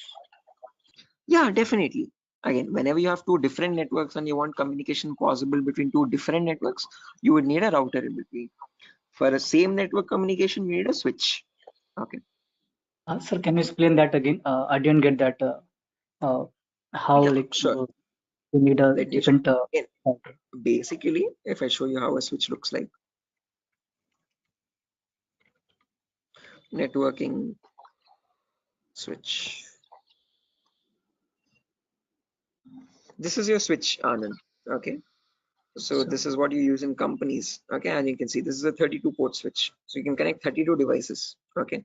So I can connect 32 systems over here. Okay. So a switch is a device that is used for same network communication. Okay. If you have 32 computers, you can connect a LAN cable from each computer to the switch and they will be able to communicate with one another. Okay. Well, again, condition being each of them is getting an IP in the same network. Okay. So all of them should belong to the same network IP. Okay. If I bring a device with 1.1 network and if I'm connected to the switch in this network, and if I put the LAN cable also, it will still not be able to communicate. Although it is physically connected, logically it is getting a different IP from a different network. So it won't be able to communicate. Now, when you come to routers, so networking routers. Okay. This is how routers look like. Okay. Might be a bit similar to switch though, as you can see, but somewhat different. Okay. A router is capable of connecting two different networks altogether. Okay. So let's say I have switch A and switch B. To each switch, there are 32 devices. If I want these two different networks, okay, let's say switch A is a 0 dot network, switch B is 1 dot network. Now, if I want them to communicate together, I have to connect these both switches to a router in between, and then through the router they can transfer packets. Okay. Okay. This is clear, guys? Yes, sir.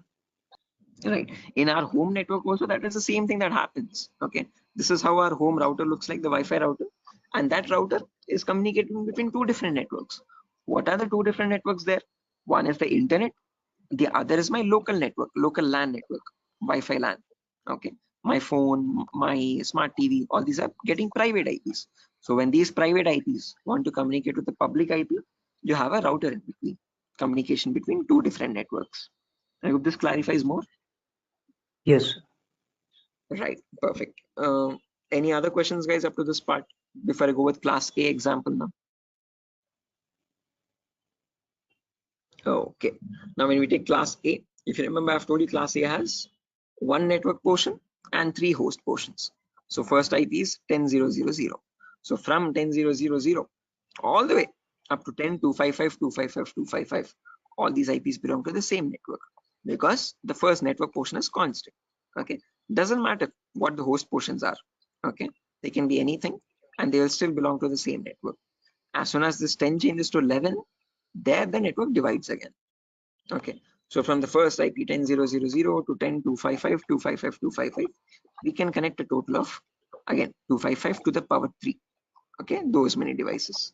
Okay, so in class A we could only connect 255 devices. In class in class C we could connect only 255 devices.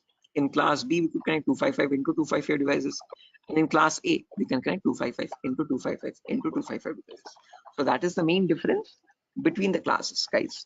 Okay, each class has its own what you could say limitations. Okay, each class is connecting a certain number of hosts only. Okay, if you want to connect less than 250 devices, you can go with class C for small networks. If it is a multinational company where you have more than 255 devices, then you can go with class B or class A. Class D and class E are special IPs, guys. We do not use them. They are not given to the general public. They are used for other services such as military services, government portals, news broadcast or weather telecast, all these research and development, all these various organizations use class D and class E. Okay, they are not given to the general public. Is this clear, guys? Any questions or doubts up to this part?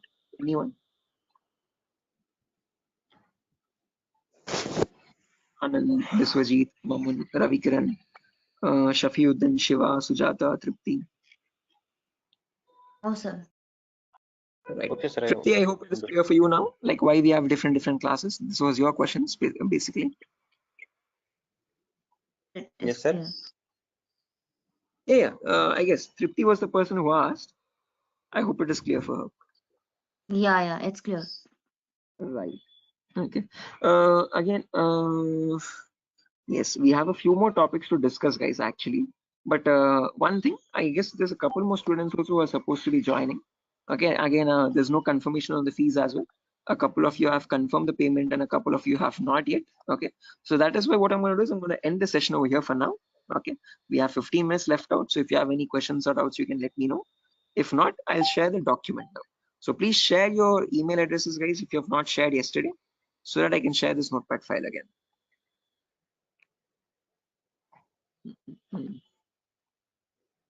So I'm going to be sharing the same file which I shared yesterday. 1 second.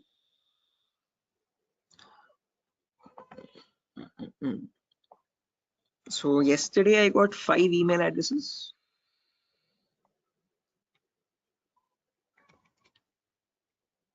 One second.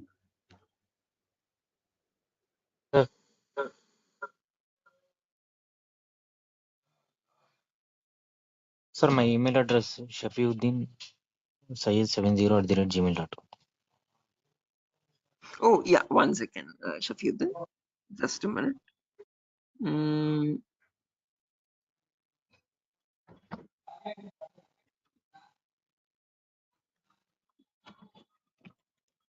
Shafiuddin. SHAFI. Yeah. UDDIN. UDDIN. UDDIN. SYED. SYED. 70. 70. @gmail.com. @gmail.com. Okay. Any other Sir, email share the IDs? yesterday's file also. Yeah, Sir, same my file. No difference. Same file itself. sir, my email ID. Happy is Anand. Okay, I got it. Any other emails, guys, which I've missed out? Yeah, my one, I think you message. Sir, can I get study notepad also if it's available? Yeah, same file, guys. I have not changed the notepad file. It is the same notepad file as yesterday itself. Okay, so it's the same notes, no difference. Okay. Okay, sir. Hi, sir. Can you write down my email? Yes, please. You could let me know your email. Yeah, Mamun, M-A-M-U-N. M-A-M-U-M. No, N. Last N. Oh, N. C-H-Y. C-H-Y. 72@gmail.com. 72. 72@gmail.com. Right. Guys, please check your email addresses. If any mistakes, if any typos are there, please let me know.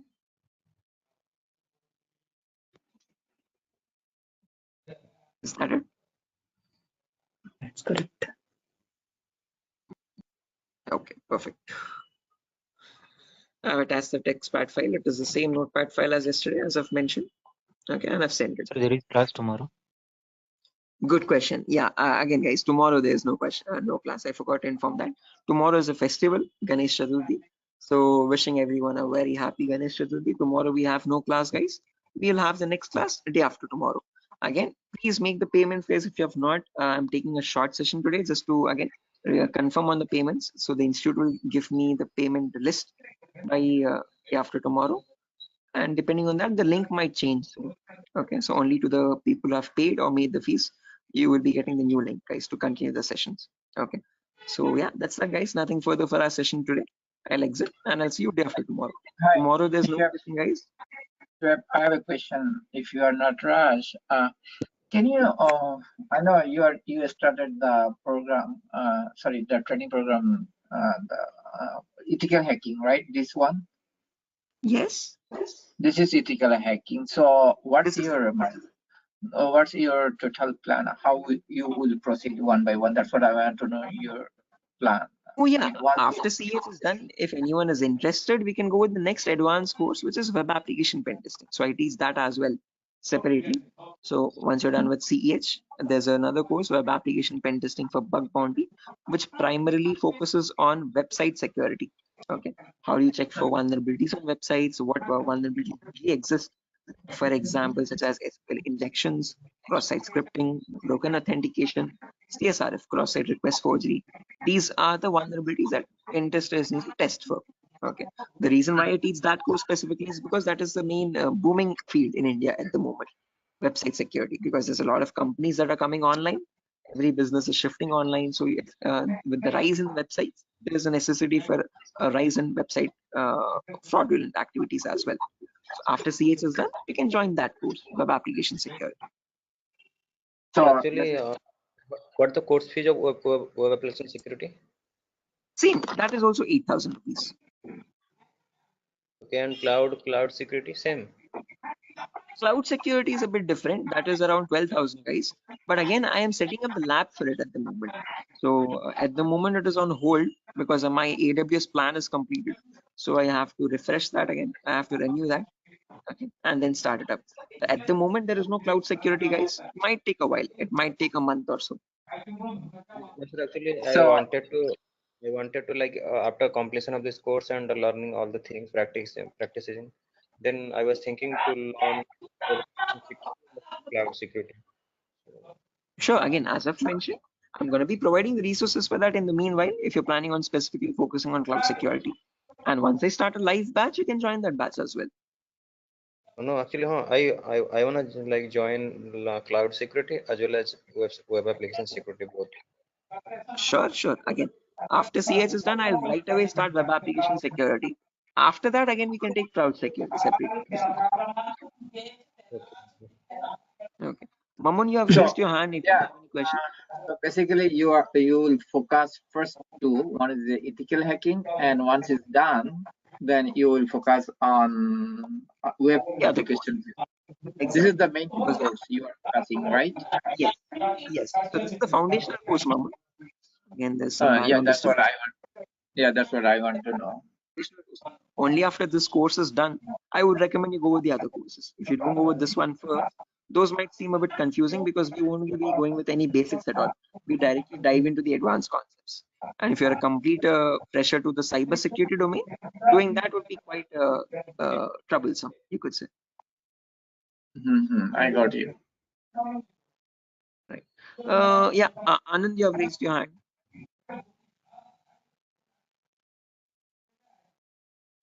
Sir, we are going to learn ethical hacking over here in 8,000 for 45 days, right, sir? Yes. Yes. And sir, if after that, if we want to attend cloud security or web application, then we have to pay more, like 12,000 or something, right?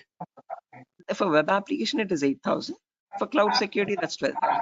Again, cloud at the moment, as I've mentioned, is not running. There's no upcoming batch because usually people never go for cloud security. I don't have a formation of a batch for that. Usually students go with CH and web application and they start applying for jobs. So, but if that's the case, we have to take a separate one-on-one session for that. Sir, my next question is, can I have the course contents, like what we are going to cover in ethical hacking? Yes, sure. Let me attach that over here itself. Yesterday also someone asked. Let me do that. 1 second.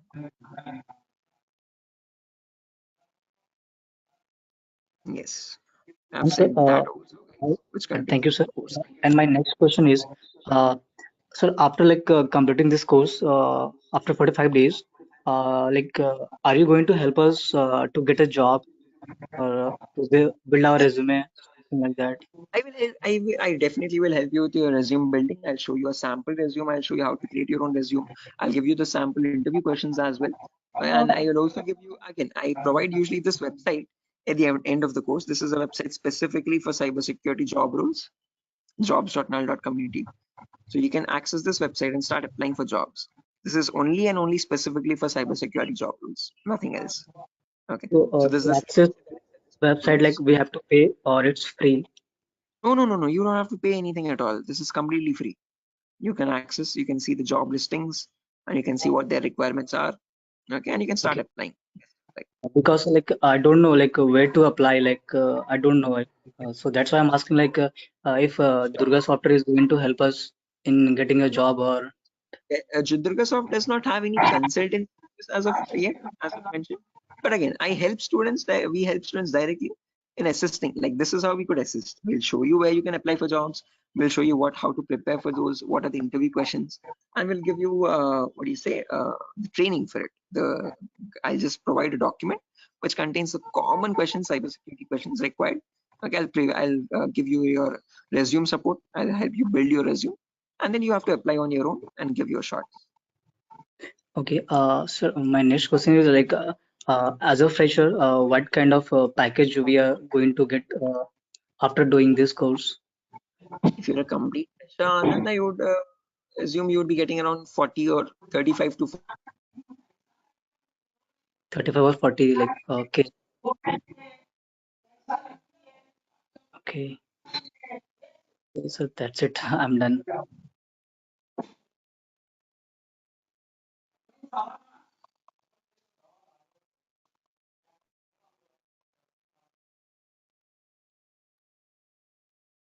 Is this website for international or only for India? Hello? Is this website that you are showing, is it for all over the US, so all over the India or all over India, not for US, only for India, guys. Okay, great. Right. Any other questions, guys?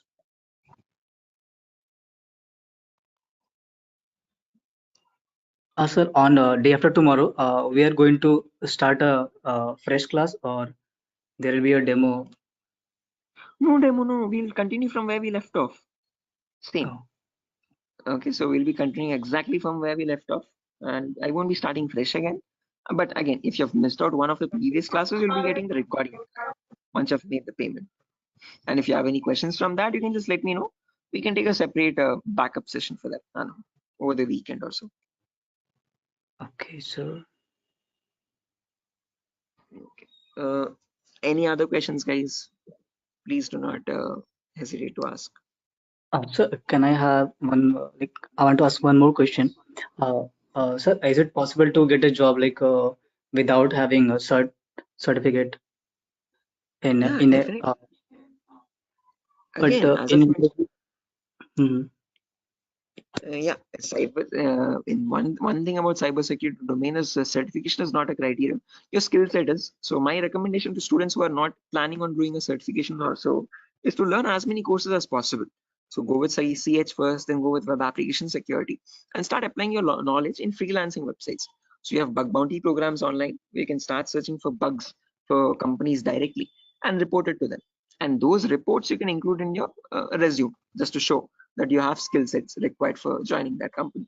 Even if you're not certified, you have performed bug bounty programs, you have assisted companies in resolving bugs and vulnerabilities. So that adds a credibility to your resume without a certificate. Okay, so then you are also going to teach a bug bounty, how to Yeah, find that's a bug. different. After CH, if you're interested, if you are planning to do, you can do the web application security course. That is the bug bounty program. Okay. Oh, in web application, bug bounty is coming in that portion. Yes. We'll be discussing basics of web application CH also, okay, but not in depth.